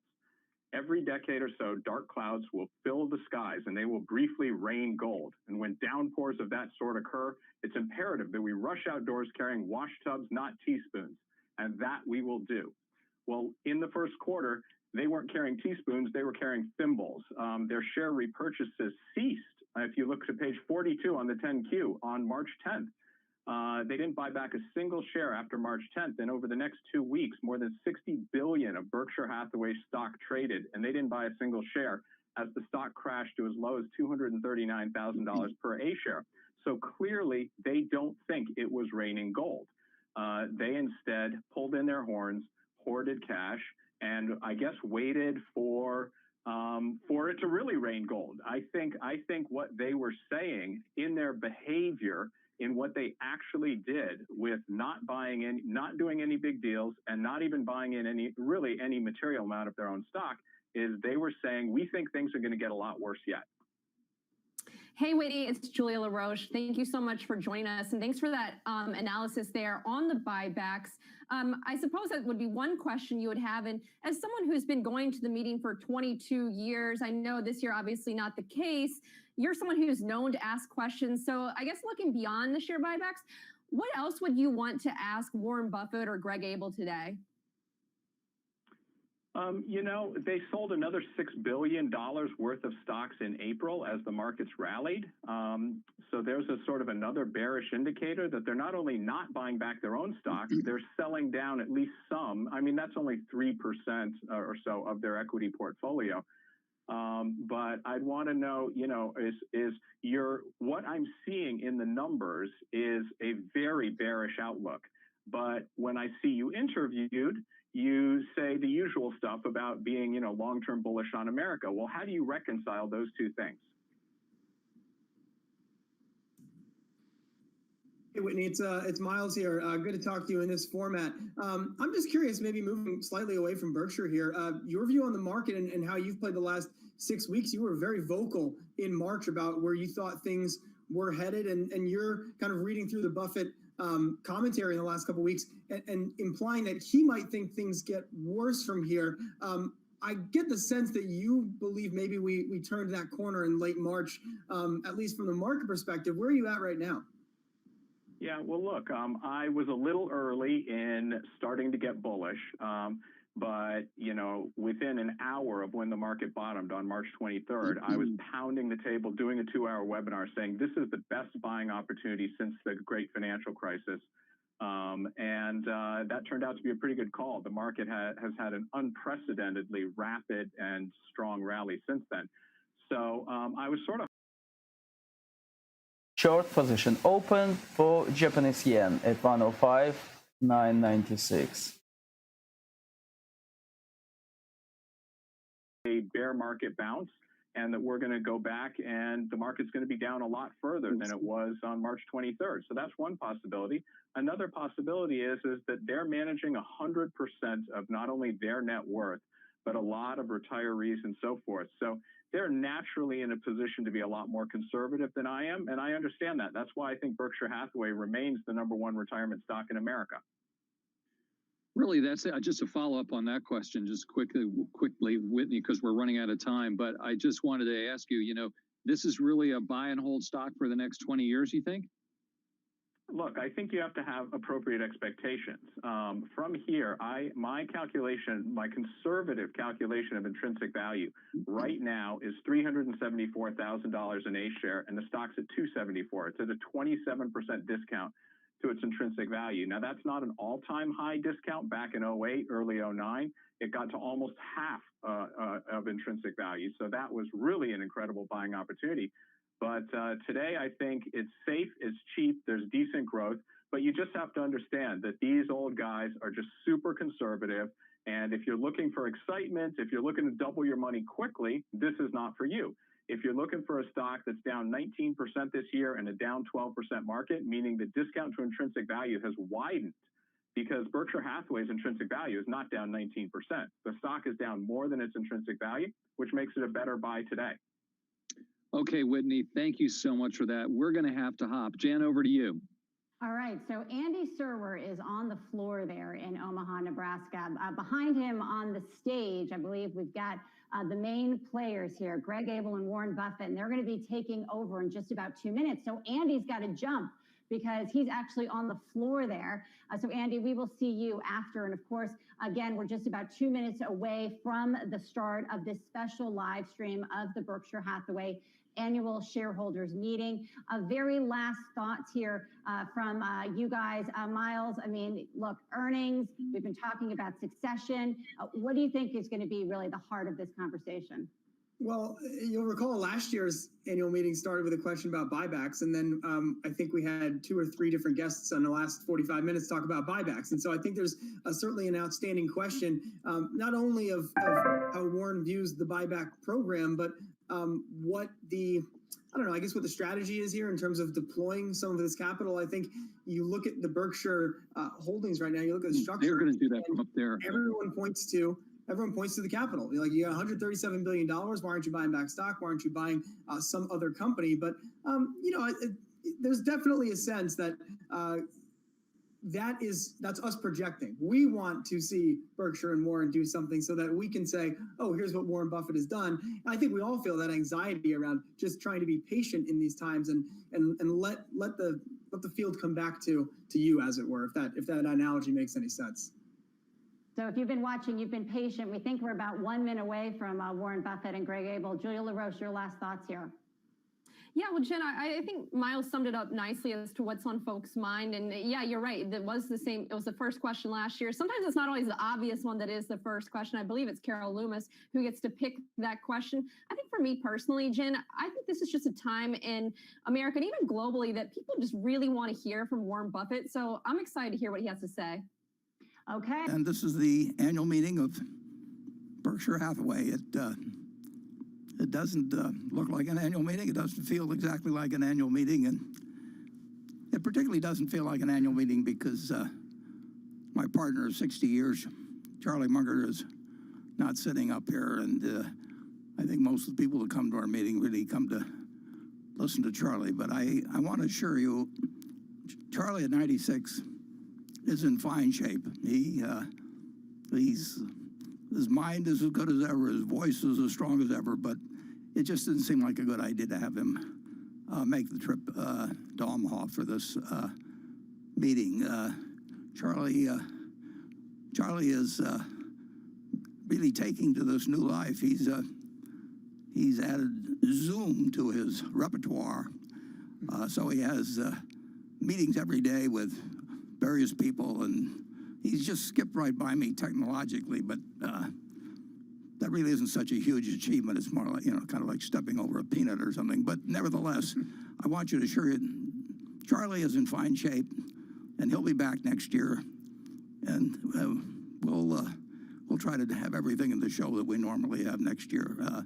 Ajit Jain also, who was the vice chairman in charge of insurance, is safely in New York, and again, it just did not seem worthwhile for him to travel to Omaha for this meeting. But on my left, we do have Greg Abel, and Greg is the vice chairman in charge of all operations except insurance. So Greg manages a business that has more than $150 billion in revenues and crosses across dozens of industries and has more than 300,000 employees. And he's been at that job a couple of years, and frankly, I don't know what I'd be doing today if I didn't have Ajit and Greg handling the duties that I was doing only about a quarter as well a couple of years ago. So I owe a lot of thanks to Greg, and you'll get exposed to him more as this meeting goes along. The meeting will be divided into 4 parts in a moment or two. I will talk, give sort of a monologue with slides. I've never really used slides before. I've taught college classes intermittently, but pretty steadily from age 21 to age 88, and I never recall using a single slide. But who says you can't teach an old dog new tricks? So we'll see whether you can or not. And I've got a number of slides, and I would like you to take you through those in the first section, which will start in just a minute. And then we'll move on to a brief recap of Berkshire's first quarter results. Now, we put those up in the 10Q, which was posted on the internet on BerkshireHathaway.com this morning, and there's lots and lots of detail in there, so I'm not going to go through that. I'll point out one or two things that may be of interest to you, and actually I'll talk a little bit about what we did in April, which is something that is new to Berkshire to be that current, but I'll give you that. Then we'll have the formal meeting, which will take maybe 15 or 20 minutes. And from there, we'll go to Becky Quick, who, for a couple of hours, will grill me and Greg on questions she's selected from a huge batch that I'm told she's received. They went to Carol Loomis and Andrew Ross Sorkin, as well as to Becky, but to simplify things, we've consolidated all those questions that Becky will ask, and like I say, we'll go for a couple of hours, and there's no specified cutoff time. At present, we'll just see how things develop. What's, of course, on everybody's mind the last 2 months or so is, what's going to be the situation in terms of health in the United States, and what's going to be the situation in terms of the economy in the United States in the months and perhaps the years to come. And I don't really have anything to add to your knowledge on health. In school, I did okay in accounting, but I was a disaster in biology. And I'm learning about these various matters the same way you are. And I think,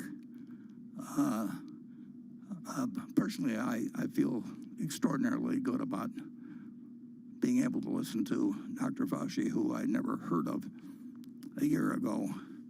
But I think we're very, very fortunate as a country to have somebody at 79 years of age who appears to be able to work 24 hours a day and keep a good humor about him and communicate in a very, very straightforward matter about fairly complex subjects, and tell you when he knows something and when he doesn't know something. So I'm not going to talk about any political figures at all, or politics generally this afternoon, but I do feel that I owe a huge debt of gratitude to Dr. Fauci for educating and informing me, actually along with my friend Bill Gates too, as to what's going on. And I know I get it from a straight shooter when I get it from either one of those. So thank you, Dr. Fauci.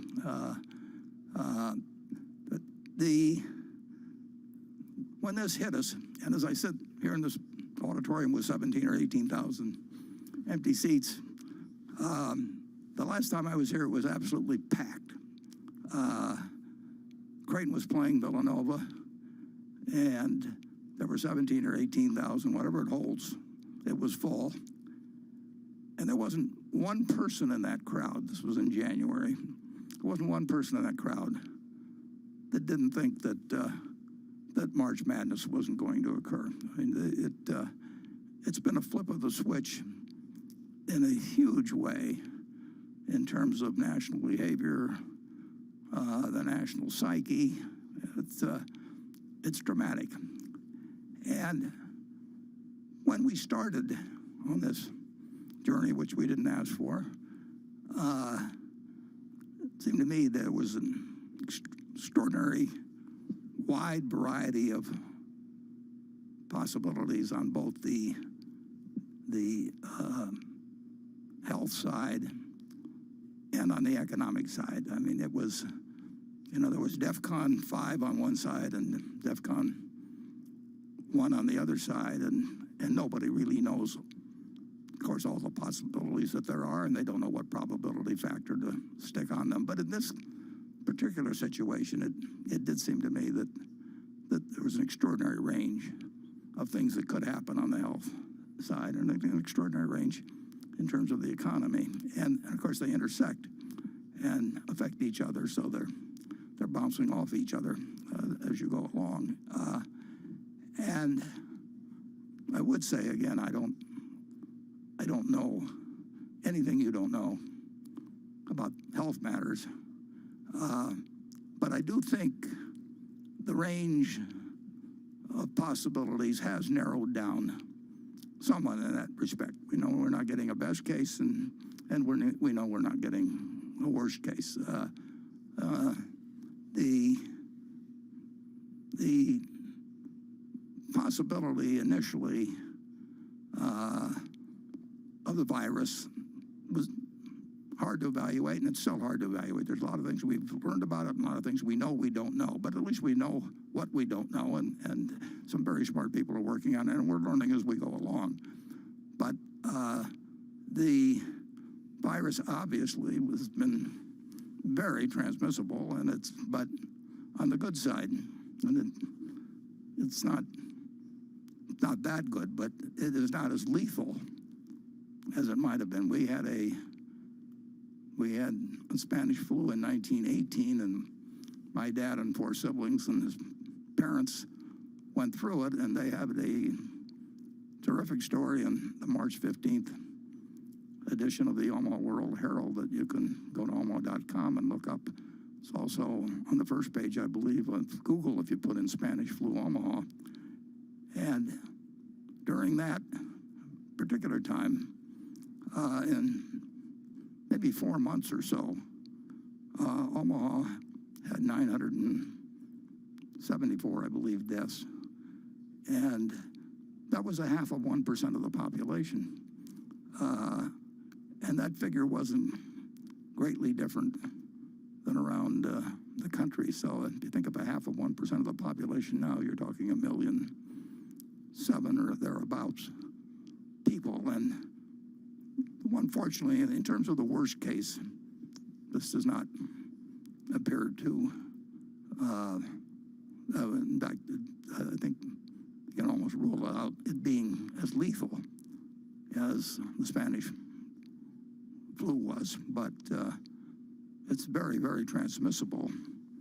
And of course, we have the problem, we don't know the denominator in terms of exactly how lethal it is, because we don't know how many people have had it and didn't know they had it.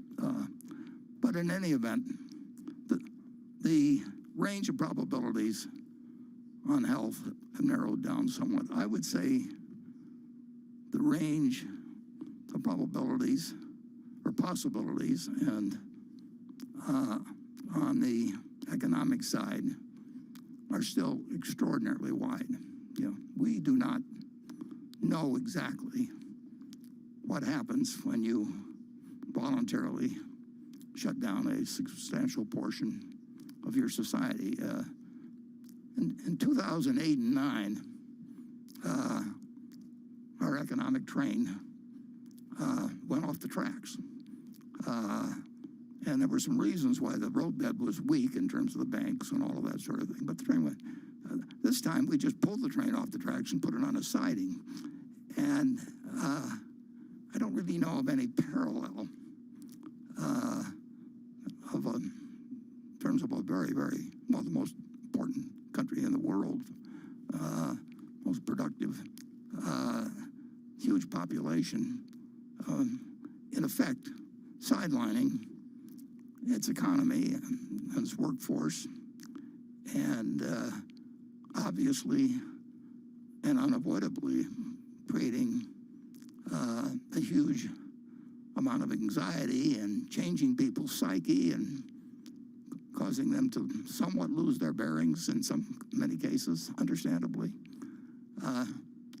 this is quite an experiment, and we may know the answer to most of the questions reasonably soon, but we may not know the answers to some very important questions for many years. So it still has this enormous range of possibilities. But even facing that, I would like to talk to you about the economic future of the country, because I remain convinced, as I was convinced of this World War II. I was convinced of it during the Cuban Missile Crisis, 9/11, the financial crisis, that nothing can basically stop America. And we've faced great problems in the past. We haven't faced this exact problem. In fact, we haven't really faced anything that even quite resembles this problem. But we faced tougher problems, and the American miracle, the American magic, has always prevailed, and it will do so again. And I would like to take you through a little history to essentially make my case that if you were to pick one time to be born and one place to be born, and you didn't know what your sex was going to be, you didn't know what your intelligence would be, you didn't know what your special talents or special deficiencies would be, that if you could do that one time, you would not pick 1720, you would not pick 1820, you would not pick 1920. You'd pick today, and you would pick America.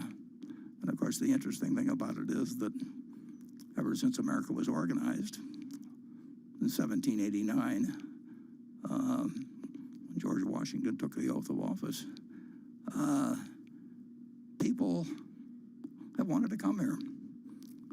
Can you imagine that? You know, for 231 years, there's always been people that have wanted to come here. Now,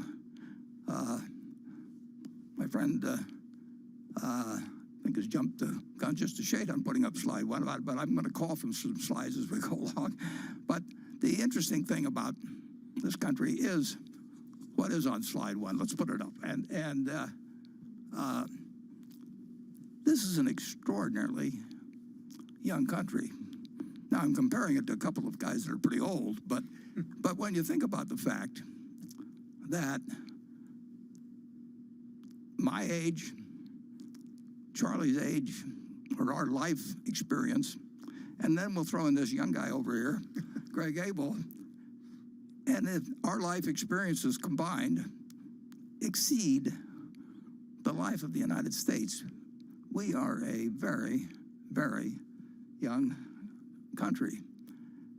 But what we've accomplished is miraculous. Now, just think of this little spot in history. And if we'll go to slide 2, I've tried to estimate, well, let's go back, and we stay with slide 2, but the population in 1790, we had 3.9 million people here.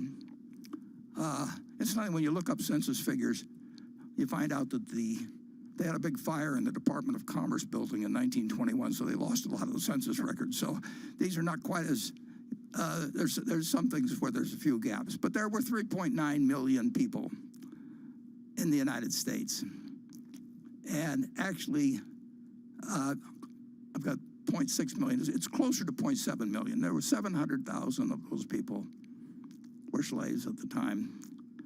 But those 3.9 million people were 1/2 of 1% of the population of the planet.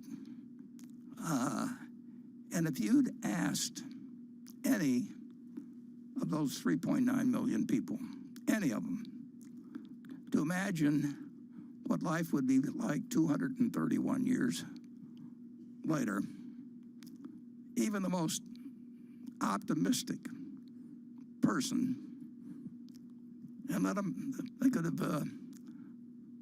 been drinking heavily and even had a little pot, and they still could not in their wildest dreams have thought that in 3 lifetimes, Charlie's, mine, and Greg's, that in that period, you would be looking at a country with 280 million vehicles shuffling around its roads. Airplanes, maybe not today so much, but they'll be back again. And they were flying people at 40,000 feet, coast to coast in 5 hours. That great universities would exist in one state after another, great hospital systems, and entertainment would be delivered to people in a way nobody could have dreamt of in 1790s. This country, in 231 years, has exceeded anybody's dreams. I went to the internet and trying to prepare for this, and I tried, if you'll move to the next slide, I tried to find out what was the wealth of the country in 1789, our starting point. And I punched in United States wealth. I tried 1789, I tried 1790. I thought it might be a little easier in terms of a round year. And I think 4 million or so references came up. And I didn't look at all 4 million, but I can tell you the data collection in those early days on many fronts was not anything like today. You really can't find what I would consider reliable figures. You can find out how many mules there were in the country and a few things like that, and trying to add them up. But in real estate, when you're looking at houses or apartment houses or office buildings, that they're each slightly different than each other, but they look to comparable sales. So it's hard to find a lot of countries that have been sold where the wealth has been estimated. But it was interesting to go back and think about the fact that in 1803, we purchased for $15 million. We made the Louisiana Purchase. Now that's a little later than 1789, but that's the best comp, as they say in real estate. That's the best comp we could find for land mass anyway. And when we made that purchase, that was equal, incidentally, to about a quarter, about 800,000 plus square miles. But it was about a quarter of what the lower 48 states now contain. So we bought about a quarter of the lower 48 for this $15 million back in 1803. And if you live in Texas and your grandfather is close to dying, and he calls the children around him, and in his final words, he always says, "Don't sell the mineral rights." Well, the French sold us the mineral rights on that $15 million deal as well. So we got that whole strip there. We got all of Kansas and essentially all of Oklahoma, and they produced 21 billion barrels of oil for us and a lot of natural gas since the purchase. One of the sidelights is that we paid our $15 million for the Louisiana Purchase. We paid $3 million of it, 20% of it. We paid with 200,000 ounces of gold valued at 15 bucks an ounce. And that 3 million that the French took.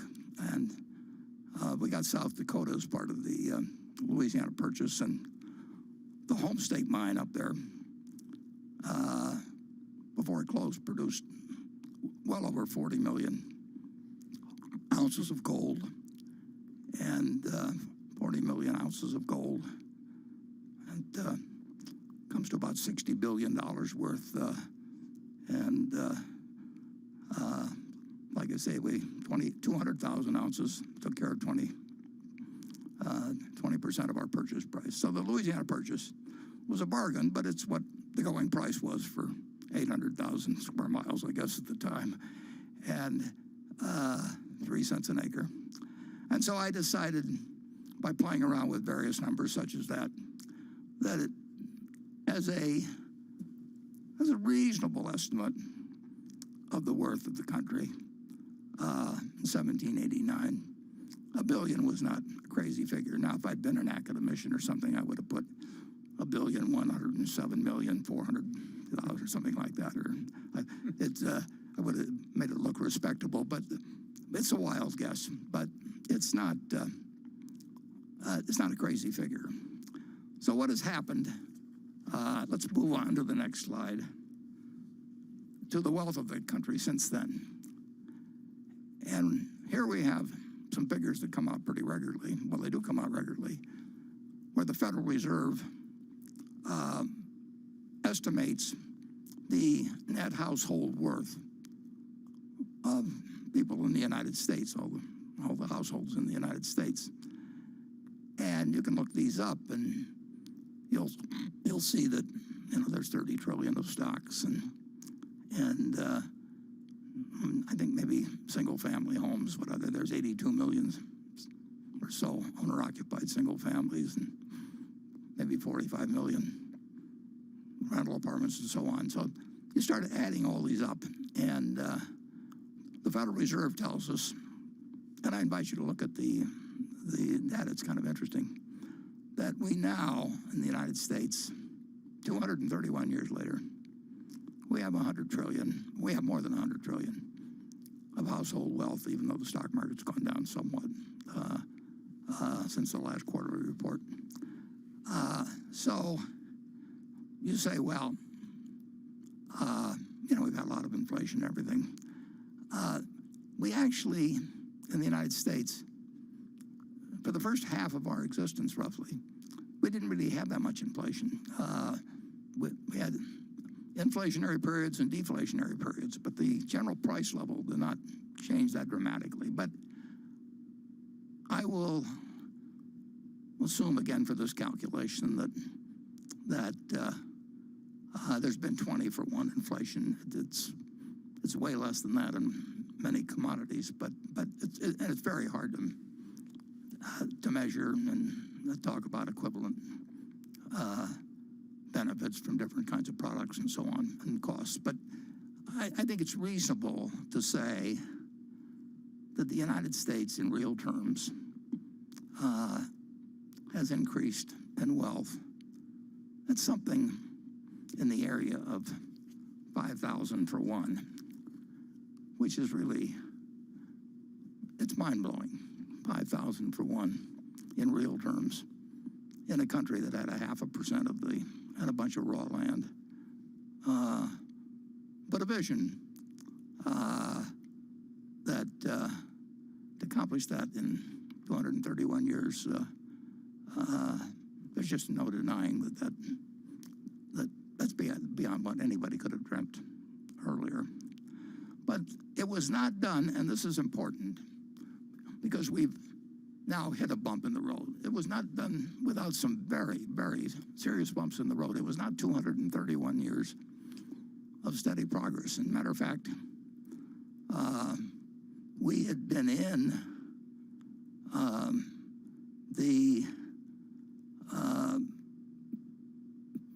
in this birth of this country, we'd been, into it 72 years. And if we go to the next slide,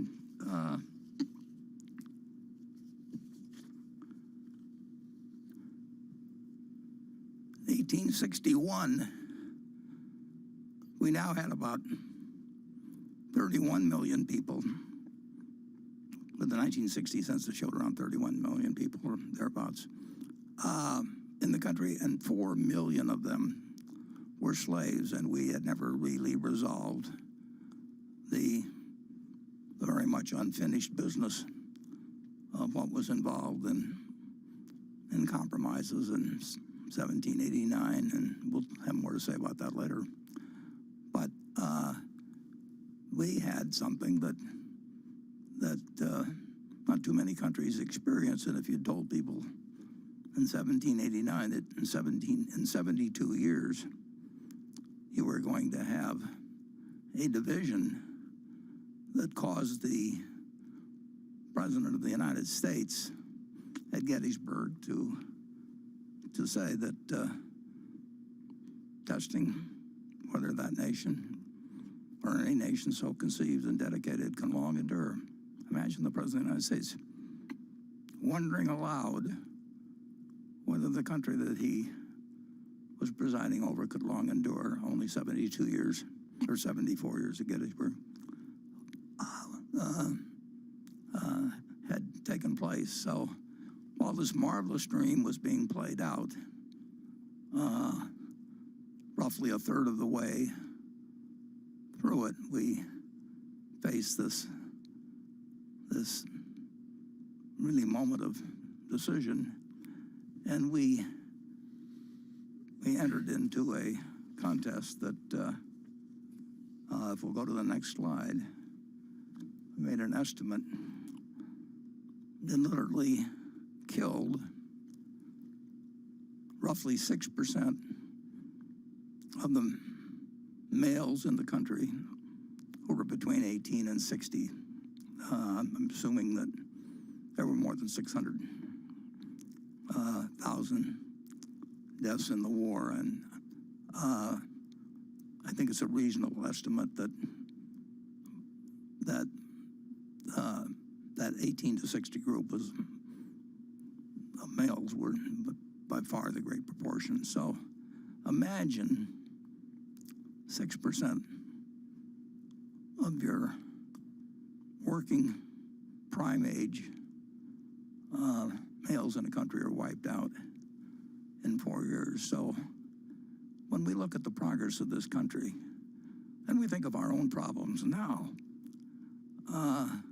I just ask you to ponder, and we'll move to the next slide. That would be equivalent today to having 4 billion males in that same age group similarly wiped out. So that was one incredible interruption which this country nevertheless worked through while compiling this American dream that is one of the wonders of the world, perhaps the wonder of the world in many senses. So let's move on to another crisis of a different sort that hit the country.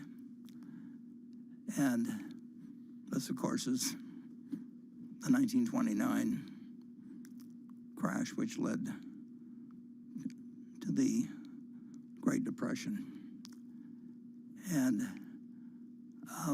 here, the Dow Jones average, which we'll use through this, at that time, that's the one everybody paid attention to. Actually, the second most important average at that time, if you look at the papers, was the New York Times average, which has disappeared. And of course, the Standard & Poor's has probably regarded as a superior yardstick. But the Dow Jones is a perfectly adequate yardstick. And on September 3rd, 1929, the Dow Jones average closed at 381.17, and people were very happy, and buying stocks on margin had worked wonderfully.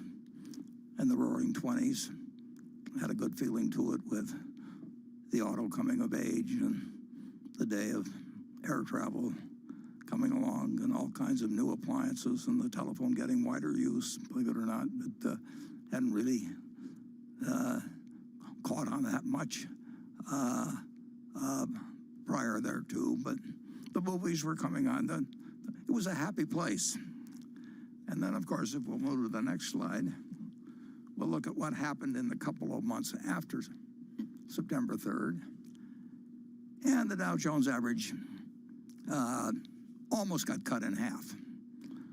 And that was pretty impressive until we had this recent situation where in a shorter period of time, we lost about a third. But the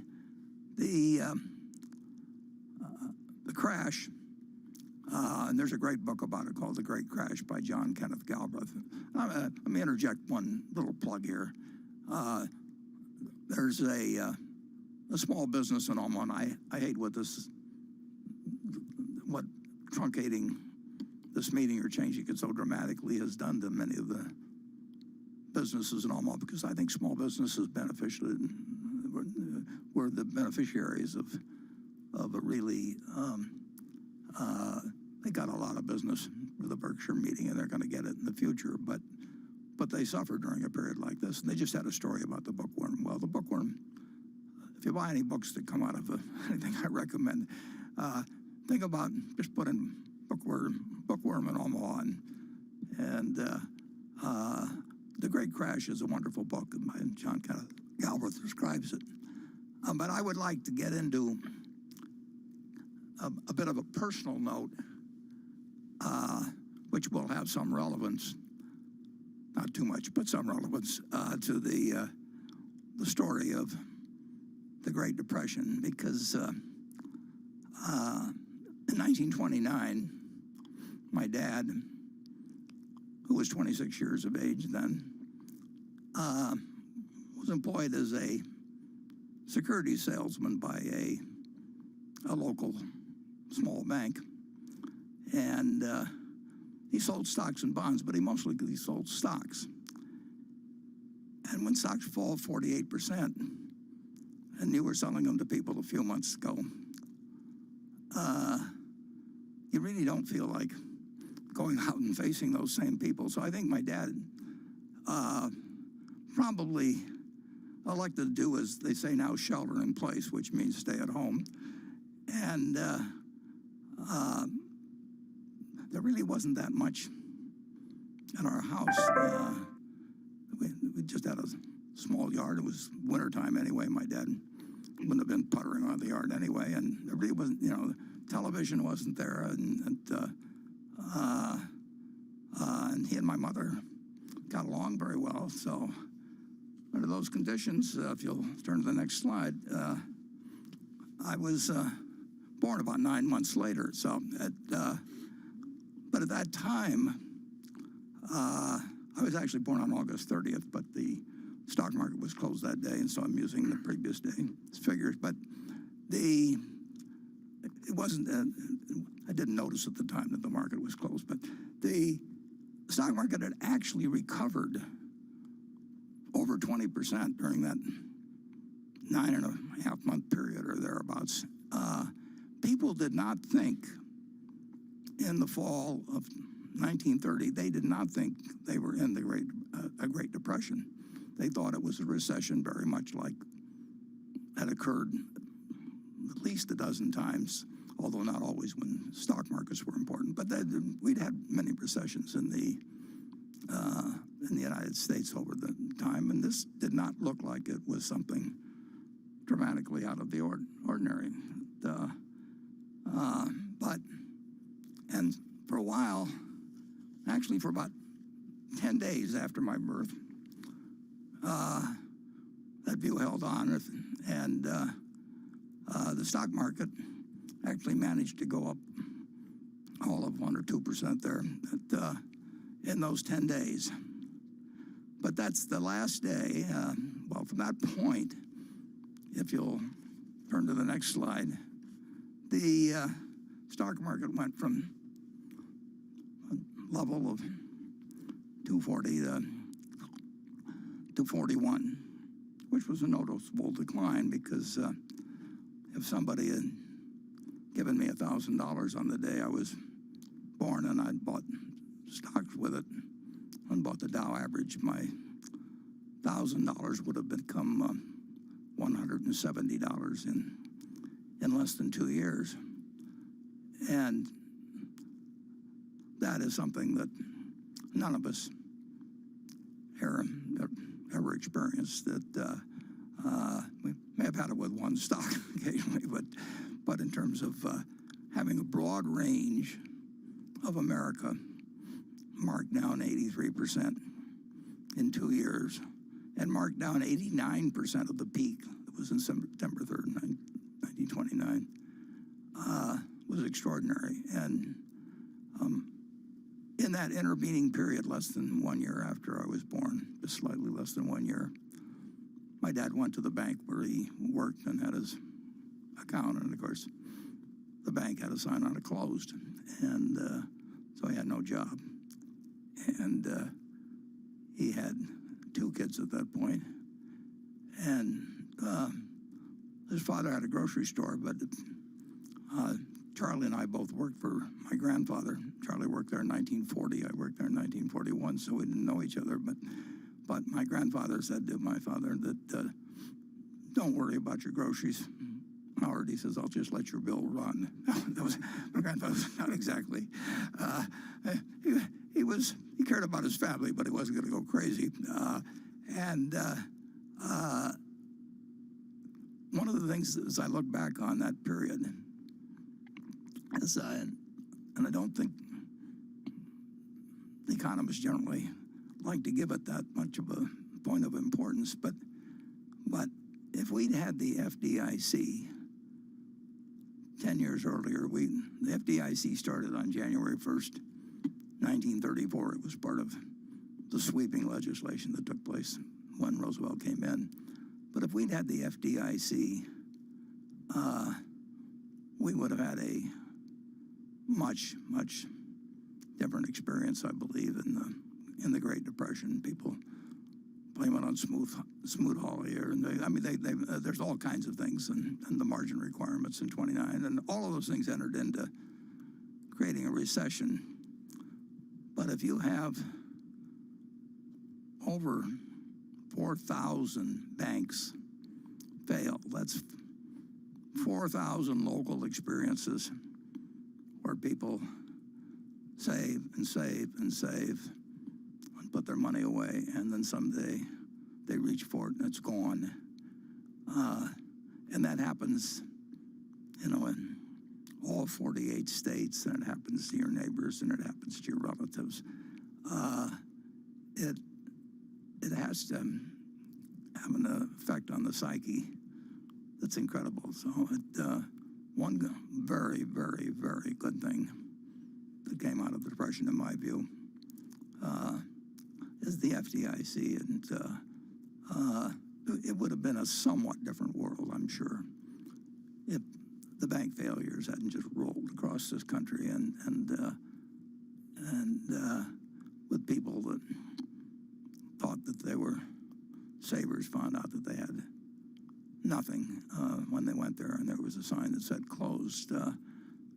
Incidentally, the FDIC, I think very few people know this, but or at least they don't appreciate it, but the FDIC has not cost the American taxpayer a dime. I mean, its expenses have been paid, its losses have been paid, all through assessments on banks. It's been a mutual insurance company of the banks, backed by the federal government and associated with the federal government.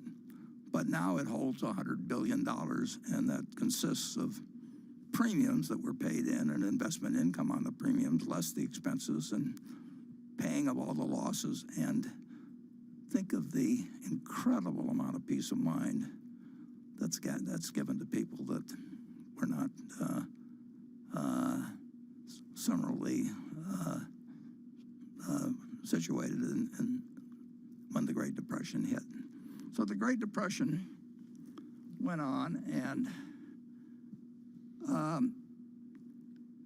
it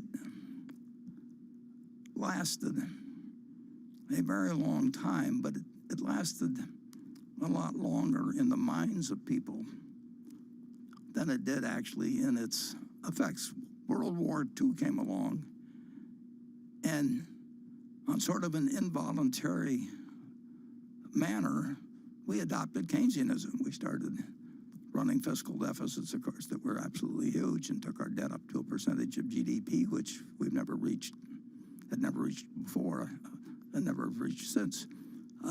So we had an enormous economic recovery, but the minds of people had been so scarred, the memories. Parents told their children.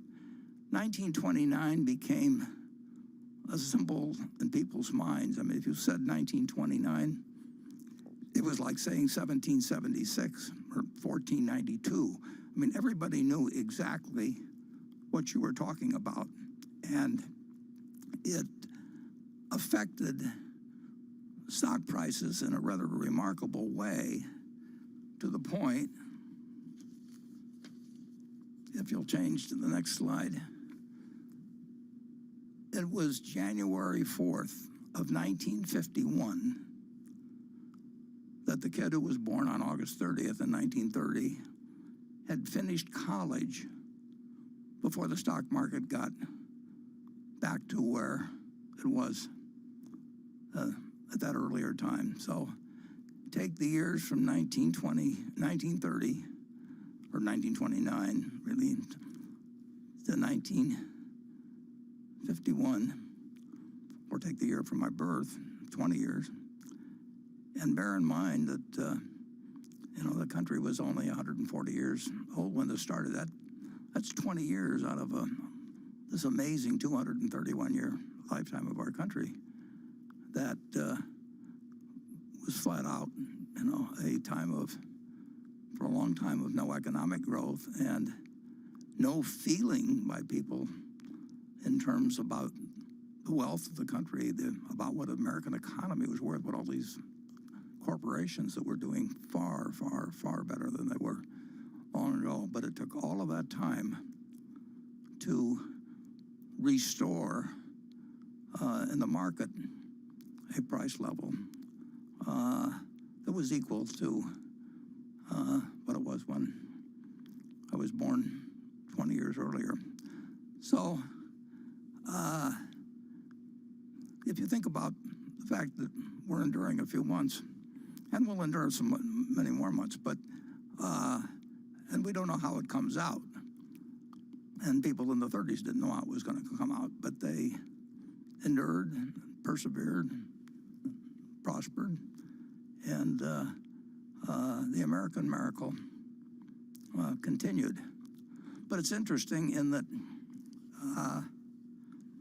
I actually don't have a slide for the next one, because last night I was thinking, after all the slides had been prepared, I was actually thinking about this a little bit, and I remembered that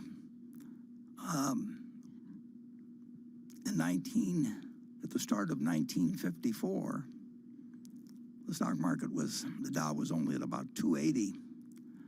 And I remember 1954 because it was the best year I ever had in the stock market.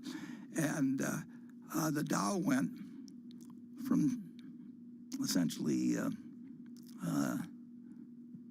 280 or thereabouts at the start of the year to a little over 400 at the end of the year. And when it went to 400, as soon as it went across 381, that famous figure from 1929, when it went to 400, this will be hard for some of you to believe, but everybody wondered, is this 1929 all over again? And that seems a little far-fetched, because it was a different country in 1954.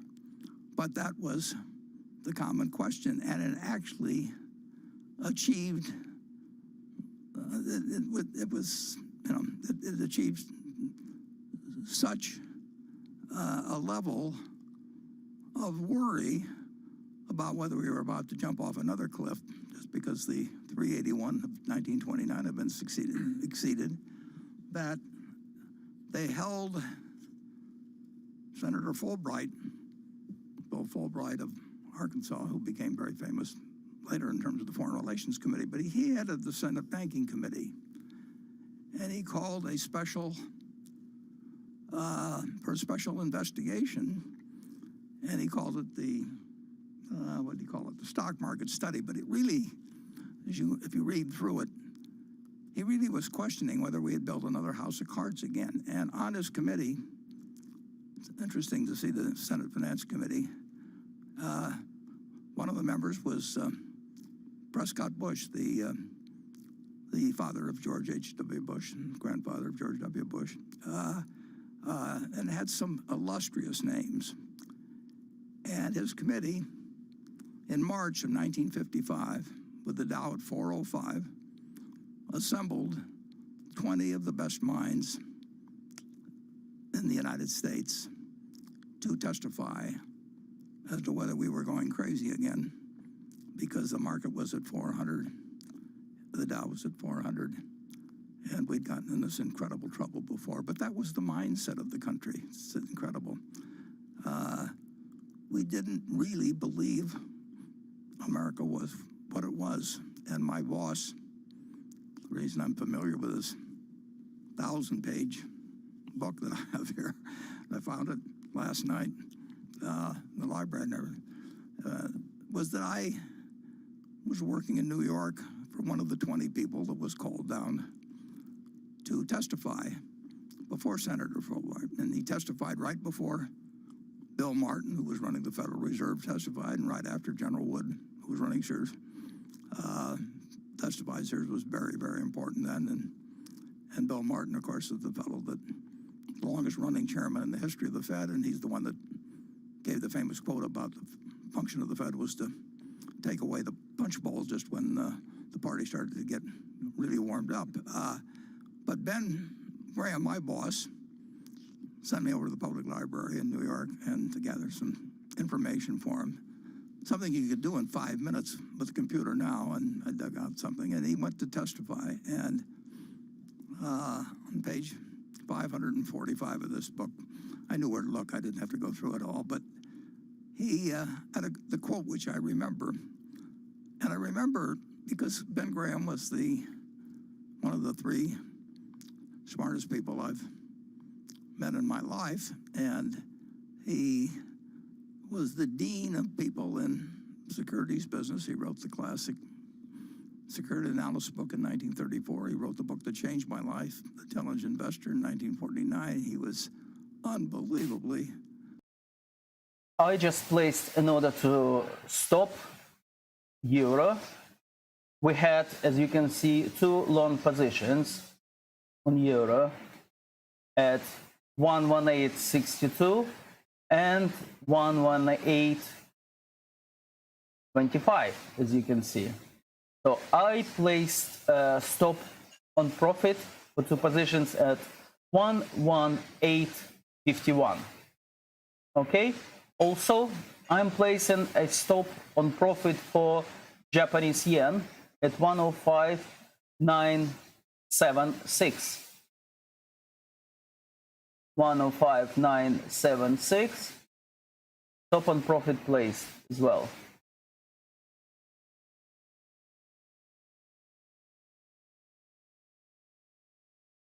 You can just buy a cross section of America. You didn't have to read the Wall Street Journal. You didn't have to look up the price of your stock. You didn't have to pay a lot of money in fees to anybody. You just had to believe that the miracle was intact. But you'd had this testing period between 1929 and well, really, certainly 1954 is indicated by what happened when it got back up to 380. You had this testing period, and people really, they'd lost faith to some degree. They just didn't see the potential of what America could do. And we found that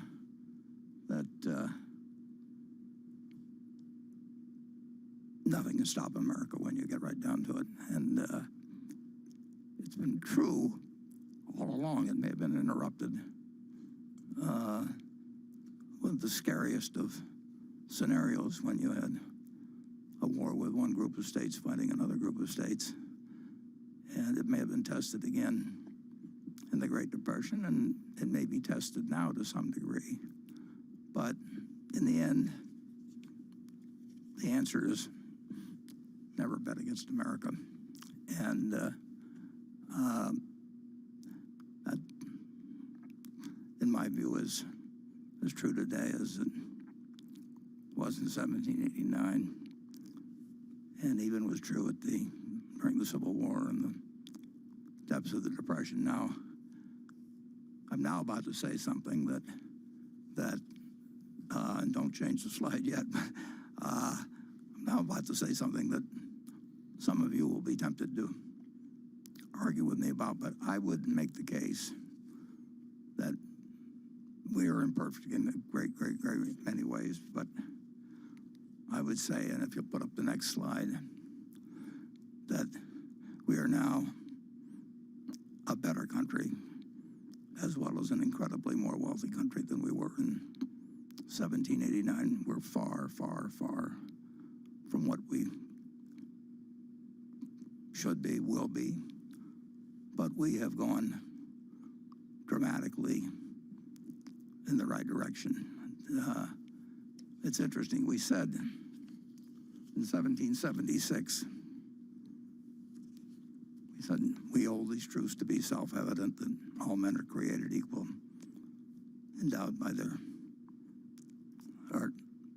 creative with certain unalienable rights. Among these are life, liberty, and pursuit of happiness. And yet, 14 years later, a year after we really officially began the country in 1789, adopted a constitution, we found that more than 15% of the people in the country were slaves. And we wrestled with that. But when you say the word self-evident, that sort of sounds like you're saying any damn fool can recognize that. And you certainly say, you can argue maybe a little bit about life and the pursuit of happiness, but I don't see how in the world anybody can reconcile liberty with the idea that 15% of the population was enslaved. And it took us a long time to at least partially correct that dichotomy. It took a civil war. It took losing 6% of those people, that males that were between 18 and 60 years of age. But we've moved in the right direction. We've got a long ways to go, but we've moved in the right direction now. In addition, going back again to that 1776 statement, that all men are created equal and endowed by their creator, etc. I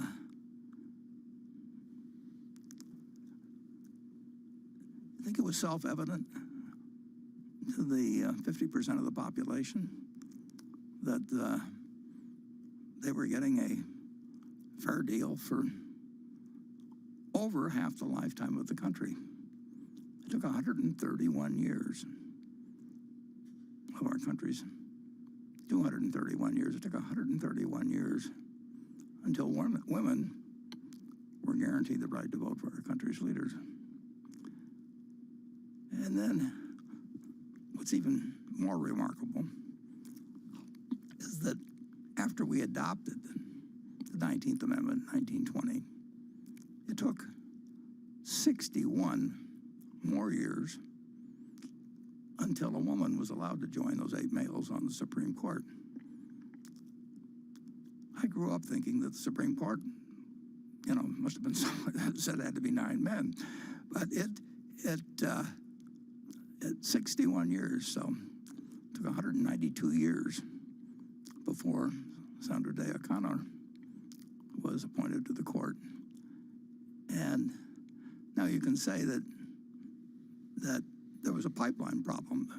Half the population may have been women in 1920, but they weren't half the lawyers, or they weren't 10% of the lawyers probably. So you can understand some delay, but 61 years is a long time to go, and to pick 33 males in between.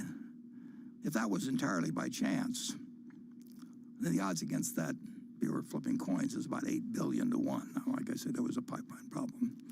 But it took us a long, long time.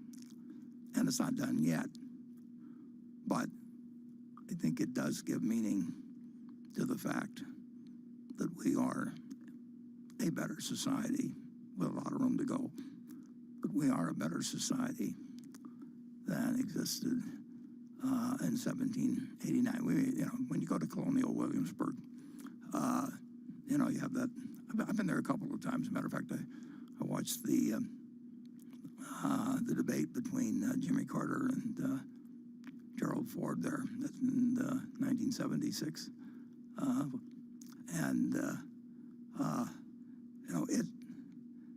it was not a great time to be black. It was not a great time to be a woman, and both of those categories still have certainly got potential for significant improvement in terms of fulfilling that pledge made in 1776 about how we believe that it's self-evident that all men are created equal. But we have made progress. We are a better society, and we will, as the years go by. If you'll move to the next slide, and I believe that, and I think. Let's see if I can get these slides in the proper order here.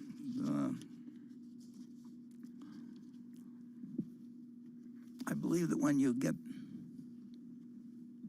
through evaluating all of the qualitative facts, what we have done toward meeting the aspirations of what we wrote in 1776. What we wrote in 1776 wasn't a fact, but it was an aspirational document, and we have worked toward those aspirations, and we have a long way to go. But I'll repeat, if you'll move to the next slide, that never, never